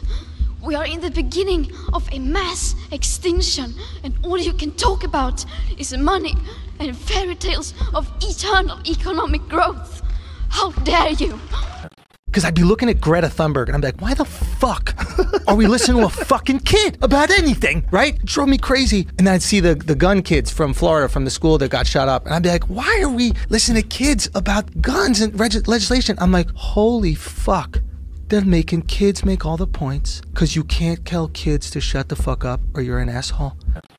You know, we've been hearing a lot about how solar panels and wind turbines have come down in cost in recent years, but that cost has been significantly outweighed by just the challenges of integrating all of that unreliable power onto the grid. Just take, for instance, what's happened in California. At the period in which solar panels have come down in price very significantly, same with wind, we've seen our electricity prices go up 5 times more than the rest of the country. And it's not unique to us. You can see the same phenomenon happened in Germany, which is really the world's leader in solar, wind, and other renewable technologies. Their prices increased 50% during their big renewable energy push. Now, you might think, well, dealing with climate change is just going to require that we all pay more for energy. That's what I used to think. But consider the case of France. France actually gets twice as much of its electricity from clean, zero-emission sources than does Germany. And yet, France pays half as much, almost half as much for its electricity. How can that be? Well, you might have already anticipated the answer. France gets most of its electricity from nuclear power, about 75% in total. And nuclear just ends up being a lot more reliable, generating power 24 hours a day, 7 days a week, for about 90% of the year. You can see that at a little bit higher cost, we got about half as much electricity from solar and wind than we did from nuclear. Had Germany spent $580 billion on nuclear instead of renewables, it would already be getting 100% of its electricity from clean energy sources and all of its transportation energy. It's just not a lot of waste from nuclear. All of the waste from the Swiss nuclear program fits into this room. Nuclear waste is actually the only waste from electricity production that's safely contained and internalized. Every other way of making electricity emits the waste into the natural environment, either as pollution or as material waste. Should we have even more nuclear energy in order to get faster independent from Putin and to resolve the climate issues? I want to be super clear. In my opinion, Germany should not only not shut down the nuclear power plants, it should reopen the ones that shut down. And those are the fastest ones to restart. It's crazy to shut down nuclear power plants. I think long term, most of civilization's energy is going to come from solar, and then you need to store it with a battery, because obviously the sun only shines during the day, and sometimes it's very cloudy. So you need solar batteries will be the main long-term way that civilization is powered. But between now and then, we need to maintain nuclear. I can't emphasize enough, please do not shut down the nuclear power plants, and please reopen the ones that have been shut. This is total madness. I think it's very sad when Germany makes a massive oil and gas deal with Russia, where you're supposed to be guarding against Russia, and Germany goes out and pays billions and billions of dollars a year to Russia. So we're protecting Germany, we're protecting France, we're protecting all of these countries, and then numerous of the countries go out and make a pipeline deal with Russia, where they're paying billions of dollars into the coffers of Russia. So we're supposed to protect you against Russia, but they're paying billions of dollars to Russia, and I think that's very inappropriate. And the former chancellor of Germany is the head of the pipeline company that's supplying the gas. In recent years, former German Chancellor Gerhard Schröder has been better known for his ties to Russia than for his time in office.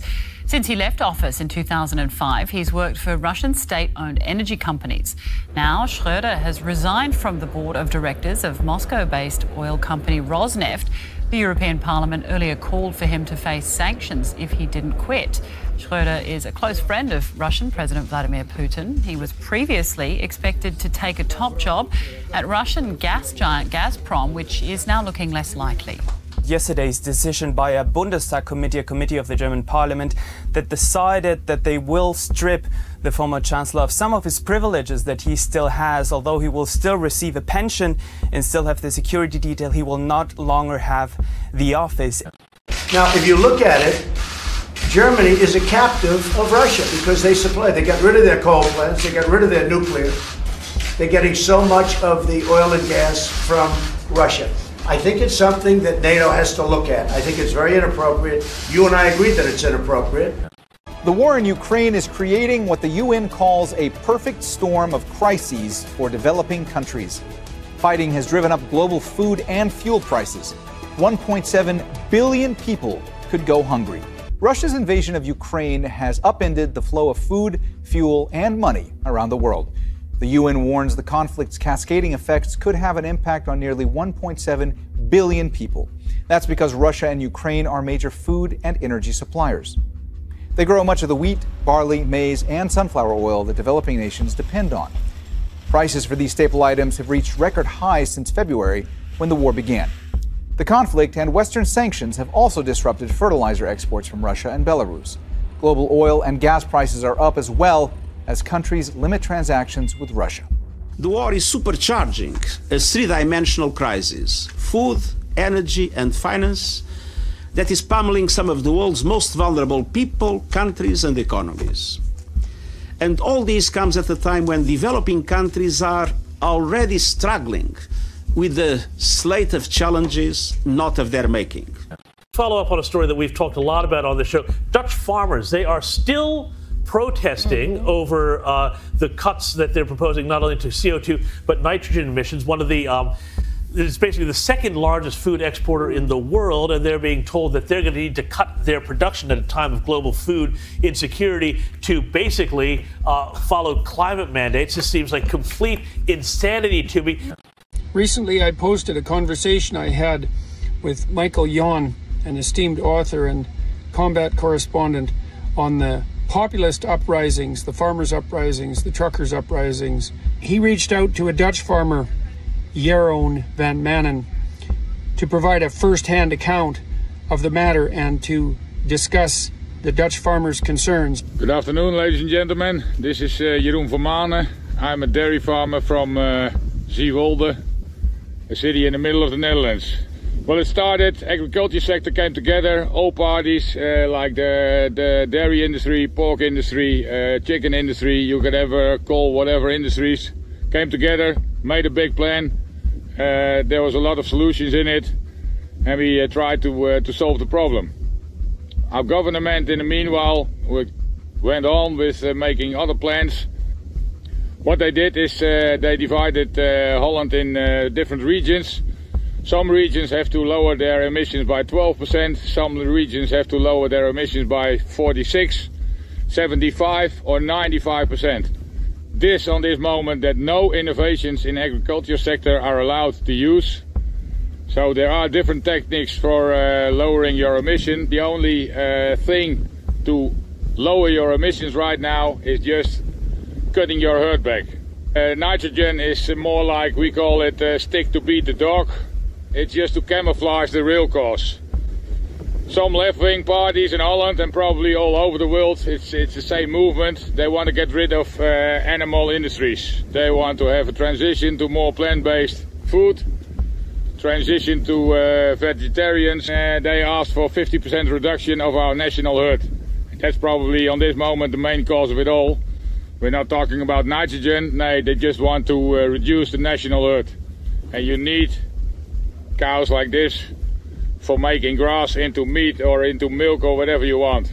There's also a deeper agenda behind it. In Holland, they just want to have farmers' land. And what they want to do is they want to have the land cheap, so they're making it nature first. And when they have the land in their hands, they can build houses on it. Houses we don't need by Dutch citizens. So what's the problem of the demand for houses? That we get 100,000 refugees in this country every year. That's why we're on the street. That's why we're protesting. And now here we are at a food distribution center, one of the 25 that are being blocked today by farmers. And let's have a look around. We see the trucks here. They were ready to go to supermarkets full of food, meat, dairy products. You can hear the cooling machine still running, but they can't go anywhere because look at the other side. There are tractors, there are trucks, there are farmers sitting here. They say no farmers, no food. The government has announced that the farms have to cut more than 50% of their nitrogen emissions, in some areas even up to 90%. So just moments before we went to air tonight, a plane apparently crashed at a General Mills plant, a food plant in Covington, Georgia. 6 tractor trailers were reportedly on fire. You're seeing pictures from the scene right now. This is the second time in a week that something like this has happened. On April 14th, the plane crashed into the Gem State Processing in East Idaho. What's going on here? Well, the story gets weirder. Food processing plants all over the country seem to be catching fire. A couple of days ago, a fire destroyed the headquarters of Azure Standard, one of the largest organic food distributors in the country. At the end of last month, a fire severely damaged a fresh onion packing facility in South Texas. In Oregon, a potato chip processing plant just reported a boiler explosion that sent workers to the hospital.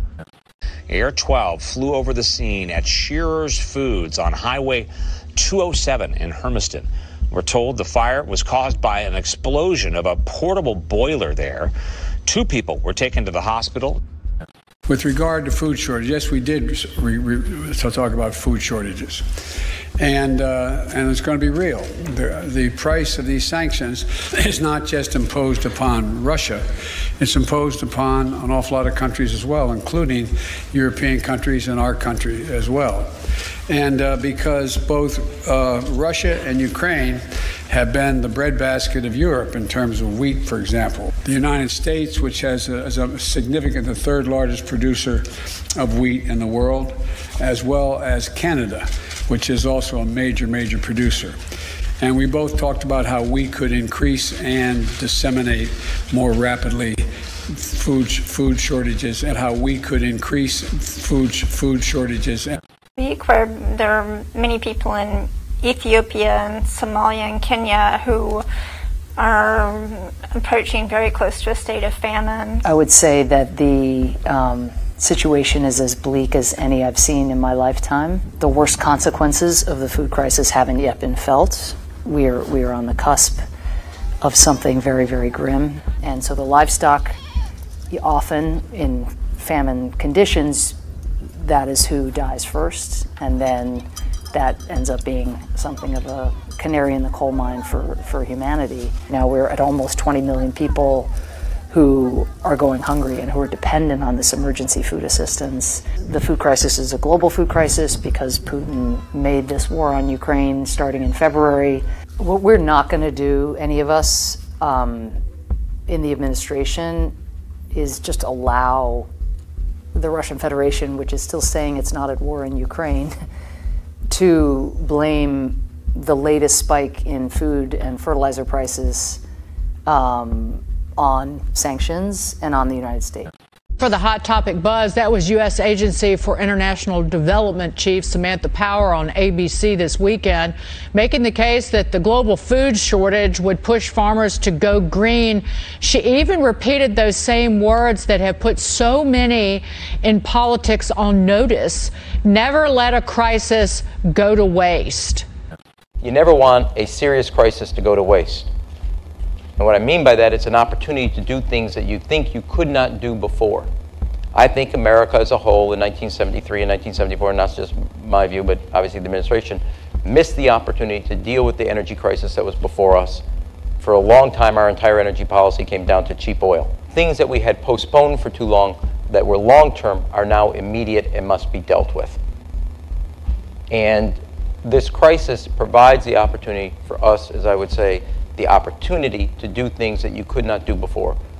This is someone who went to Yale and then has a law degree from Harvard, and now she is telling ranchers and farmers, you know, we can't find fertilizer, so maybe you can use some hippie compost, and let's hope your cows don't starve next year. Their solution is higher energy costs. That's what they're talking about. Oh, you're in trouble? We want to raise your energy costs. That'll help. It's insane. They're hoping that it forces people to use green energy. This is actually what the left wants. Right, we're trying to push people away from traditional fertilizer to more expensive options at a time when we're facing extraordinarily high food prices, when we're facing extraordinarily high energy prices. But this is a lot of industrial accidents at food processing facilities at the same time the president's warning us about food shortages. They're getting hit by planes and catching fire. What is going on here? Accidents happen, but when you've got well over a dozen food processing plants and warehouses getting destroyed or seriously damaged over just the last few weeks, at a time when the food supply is already vulnerable, it's obviously suspicious, and it could lead to serious food shortages. Massive protests going on here in the Netherlands right now, where Dutch farmers are protesting against rules that would limit carbon and nitrogen emissions out of their farms. Massive, massive protests. They're blocking highways, they're blocking traffic. I've seen them even spraying manure on government offices here in some of the clips, which I don't think we'll show you this morning. Net zero is really going to hurt. And do not let anybody tell you otherwise. Okay, we're going to talk about the Netherlands and the farmer protests that continue to rage through the region. Right, so farmers are revolting, saying we've had enough of this. In fact, we played some sound bites from some farmers in the Netherlands that says we know what they're up to. They're trying to take our land, right? They're trying to bankrupt all of these small farmers, and they're trying to take our land. Now, this story got coverage a few weeks ago, right? We covered it here on the show. Yes. But I've been following it very closely, and it's gotten worse, and there's no mainstream media coverage of it. There's literally no mainstream media coverage of it. If you go to the BBC's website right now, if you want to see the BBC, right, the bastion of journalism, the BBC, there's no mention of it. We have, as a country, committed to net zero by 2050. And in order to reach net zero by 2050, we have put forward a panel of experts to guide, based on the science, the various milestones we have to hit in 5-year increments to ensure we are getting to our goal of net zero.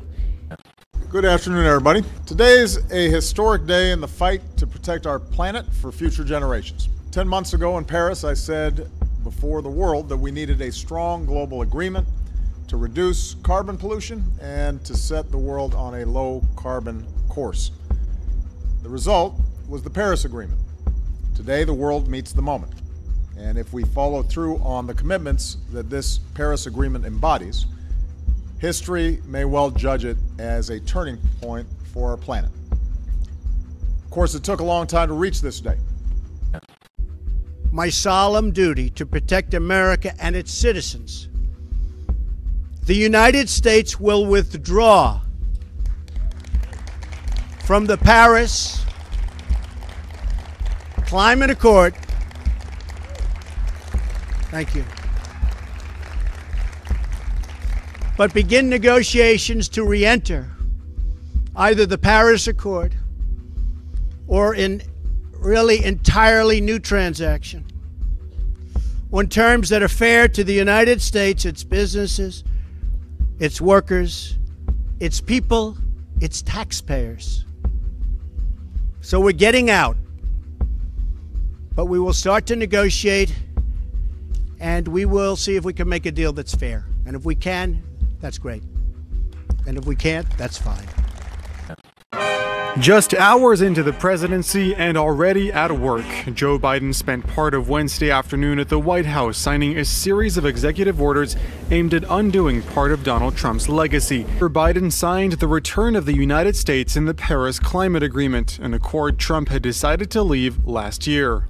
Just like we need to be a unified nation in response to COVID-19, we need a unified national response to climate change. We need to meet the moment with the urgency it demands. Biden has promised to put the country on a track to net zero emissions by 2050, in line with most developed nations.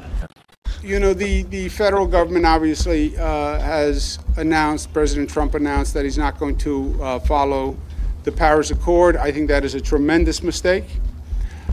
Secretary John Kerry at the time did a tremendous amount of work on it. I talked to him yesterday about it. But it was a great step forward. It was an international recognition of the problem and the scale, and it was an international agreement to move forward.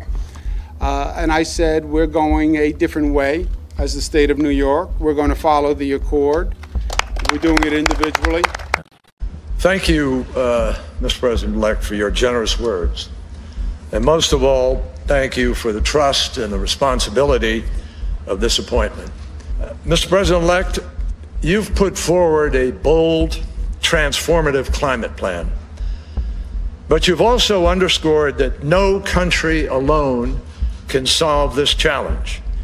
Even the United States, for all of our industrial strength, is responsible for only 13% of global emissions. To end this crisis, the whole world must come together. You're right to rejoin Paris on day one. What did Iran do to prompt you to send an aircraft carrier to the region? Well, they were threatening, and we have information. We have information that you don't want to know about. They were very threatening. What I'd like to see with Iran, I'd like to see them call me. You know, John Kerry speaks to them a lot. John Kerry tells them not to call. That's a violation of the Logan Act. And frankly, he should be prosecuted on that, but only the Democrats do that kind of stuff, you know? If it were the opposite way, they'd prosecute him under the Logan Act. But John Kerry violated the Logan Act. He's talking to Iran and has many meetings and many phone calls, and he's telling them what to do. That is a total violation of the Logan Act. And it appears that many of those vocal eco-warriors, they're so brave, aren't practicing what they preach, including the president's own climate czar, John Kerry. Federal data revealing that since the president took office, Kerry's private family jet has made a total of 48 trips, lasting more than 60 hours, emitting more than 300 metric tons of carbon dioxide. For perspective, the average carbon footprint for an American is 16 tons, not for their jet, for an American in a year annually. It's rapper Drake reportedly took an 18-minute trip on board his plane, Air Drake, and power couple Beyonce and Jay-Z, who have been encouraging the masses to switch to a plant-based diet with their Green Print project, reportedly took their private jet for a 47-minute trip in Washington state.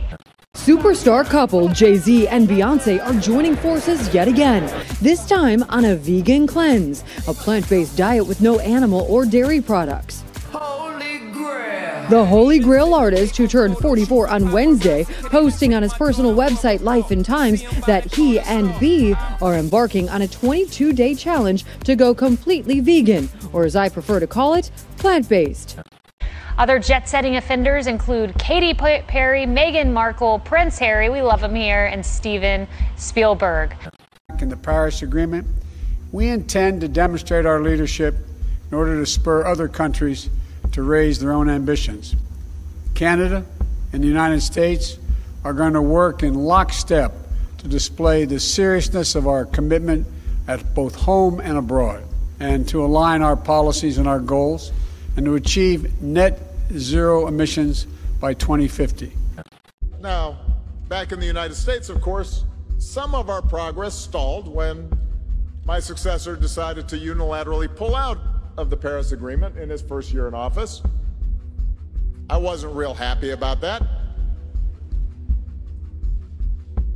And yet, the determination of our state and local governments, along with the regulations and investment that my administration had already put in place, allowed our country to keep moving forward, despite hostility from the White House.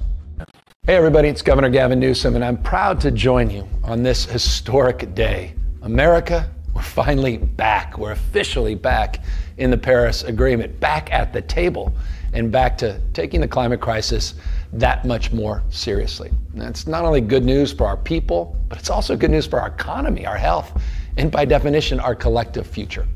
You know, when the United States pulled out of the Paris Agreement some 4 years ago, it was a group of governors that came together across their differences and formed the U.S. Climate Alliance, committing to doing our part to achieve the goals of this accord. You know, today it's remarkable, 25 states strong. And we've also worked hard, a little bit of defense to backstop all those federal rollbacks of regulations in the previous administration. And how will Canadian dairy farmers reach net zero by 2050? I'm in. I'm in. We're in.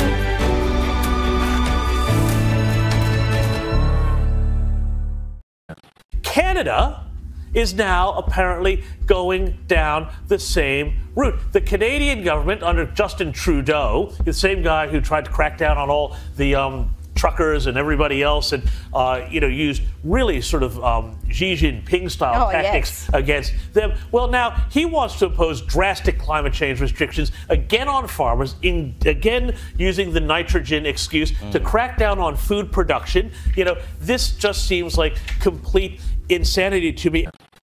Our world faces a host of challenges: climate change, COVID-19, conflicts, and rising inflation. Against this backdrop, food, energy, and fertilizer prices are skyrocketing, aggravated by the war in Ukraine. We face a real risk of multiple famines this year, and next year could be even worse. This year, Xi Jinping had made an appeal. He wanted the Chinese to clean their plates. That statement kicked off a campaign to conserve food, leading many to believe that China is witnessing a shortage. Reportedly, several food items are in short supply. There is a shortage of pork. Reports say pork prices in China soared 135% in February this year. Reports say this year's corn crop has been ruined by floods. Flooding is getting worse in China, and the Chinese Communist Party is responding in pretty much the way you'd expect. Devastating floods have ravaged many of China's provinces, affecting over 60 million people and causing $25 billion in damages. And all this flooding is putting a lot of strain on the Three Gorges Dam. In July, Chinese officials said the dam was deformed, but still safe. On August 19th, the Three Gorges Dam opened 10 spillways to lower the flood pressure for the first time since 2003, when the massive dam started operation. In the riverside districts, residents who live on the first and second floors were required to evacuate. The flooding has also devastated China's breadbasket. A lot of farmland is flooded. China is facing potentially one of the most devastating food shortages in decades. He's declaring a war on food waste. Because if for some reason there's a food shortage, it's nothing to do with him or the corruption in the Communist Party. It's because some people were wasting food. In the face of an imminent food crisis in China, the anchor of CCTV, Bai Yansong, has spoken out saying that the Chinese people need to restore the feeling of hunger. Supplies of eggs, seafood, and green vegetables were affected too. The Chinese state media denies all claims of a food crisis. But Beijing is reaching out to suppliers. It is on a global hunt for supplies. China's imports of barley, corn, sorghum, and wheat have jumped by more than 83%. Reportedly, there could be a shortfall of 20 to 30 million tons of grain this season. I think they'll hit $50 billion in agriculture. No, much more than 50 because it's also manufacturing and other. But I think in agriculture they will hit $50 billion. Next year or when? Pretty soon. They've already stepped it up. My deal with them was 2 months ago. We had it in pretty good form. I said, do me a favor, start buying agriculture. And they started. If you look, I mean, they're already buying. Even before the deal is signed, they're buying. In November 2019, he was elected to office with more than 52% of the vote. A series of drastic tax cuts followed. Ratings agencies raised an alarm. They realized Sri Lanka's state coffers will soon be bleeding and the country may soon run out of money. So Lanka was downgraded to near default levels. In April 2021, he banned all chemical fertilizers. Why? Good for health, he said. Critics rolled their eyes. They realized the real problem was not health. The move went on to kill farm output. This white rice is a staple in Sri Lanka. Its production fell by 50%. Around June 2021, Sri Lanka was forced to import rice. Something like this had not happened in years.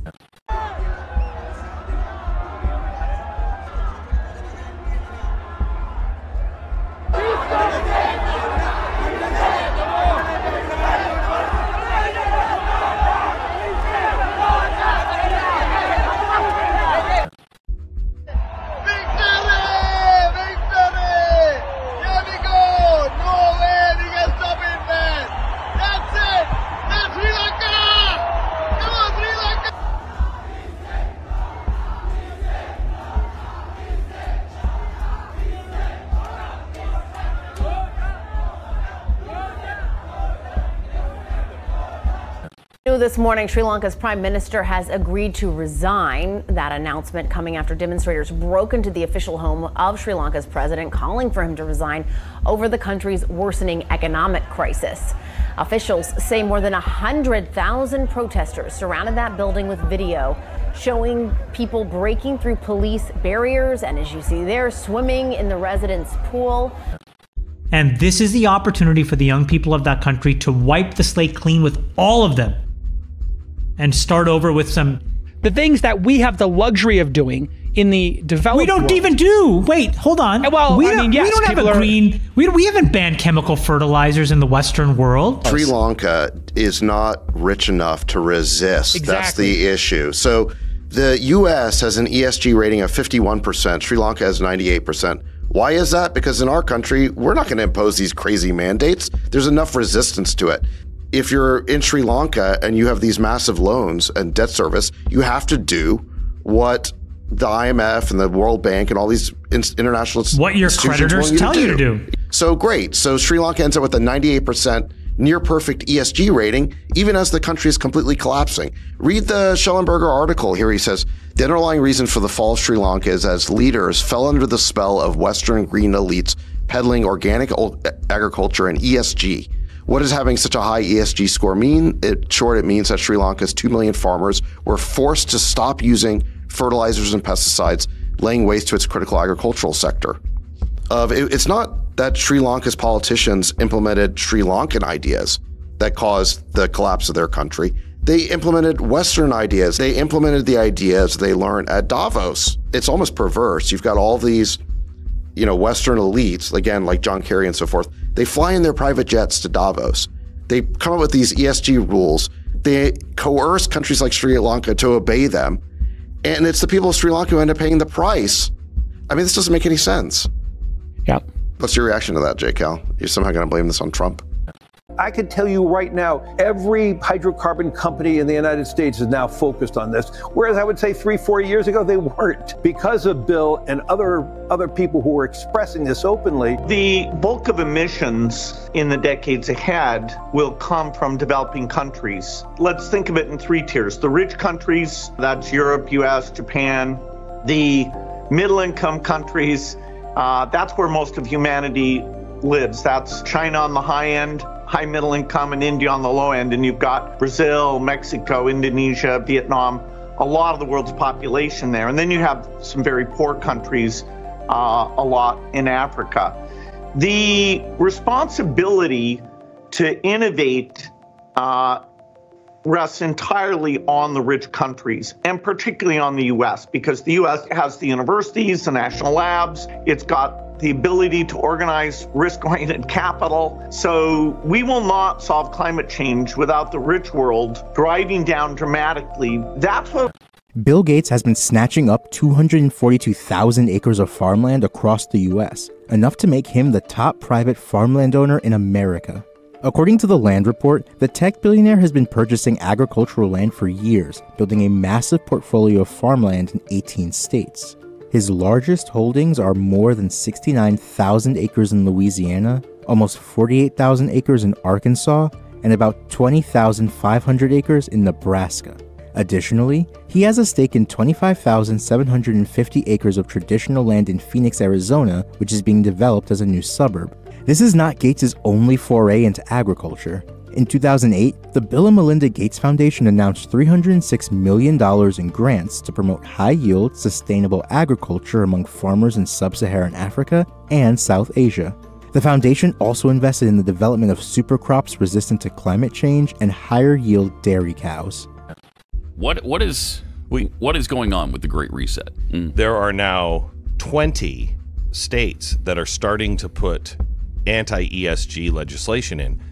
The governor of Florida, Ron DeSantis, he has an announcement tonight about his plan to fight ESG in the state of Florida. Governor DeSantis joins us now. Governor, thanks so much. Well, Tucker, we're going to do a couple things. First, we are going to do through Florida's state pension system a flat ban on any type of ESG. We also want to provide protections for people in the financial marketplace from being discriminated against based on ideology. So the upshot of all this, Tucker, is we want to stop these kind of masters of the universe from trying to do through economic power what they cannot achieve at the ballot box. And it's really an end run around democracy where they're trying to impose these things.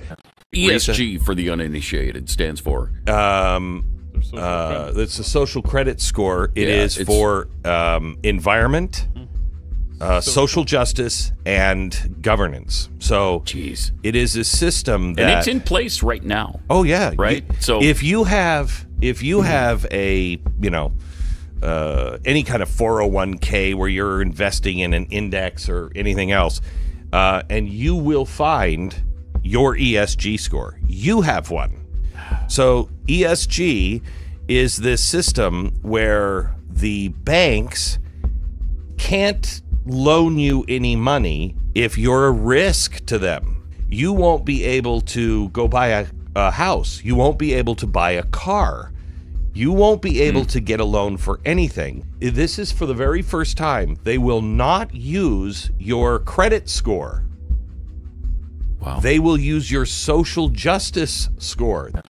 In this year's annual letter, Melinda and I take the toughest questions we get asked and give our answers. And at first glance, this is a bit scary. We go from less than $1 billion in 1800, and then 3, 4, 5, 6, and 7.4 billion where we are today is happening even faster.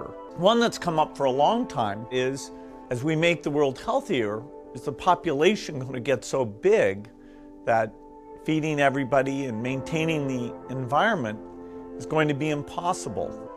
So Melinda and I wondered whether providing new medicines and keeping children alive, would that create more of a population problem? What we found out is that as health improves, families choose to have less children. So we've taken that chart that shows the global population growth, and we've actually extended it out all the way to 2100, this rate of population growth. And you can see that in the 60s, that reached a pretty high number, over 2% per year, and it's now come way, way down. But the good news is that the faster we improve health, the faster family size goes down. With all the current issues on our agenda, we tend to forget that we are in the midst of the fourth industrial revolution, which accelerates global change in much more comprehensive and faster ways than the previous three revolutions.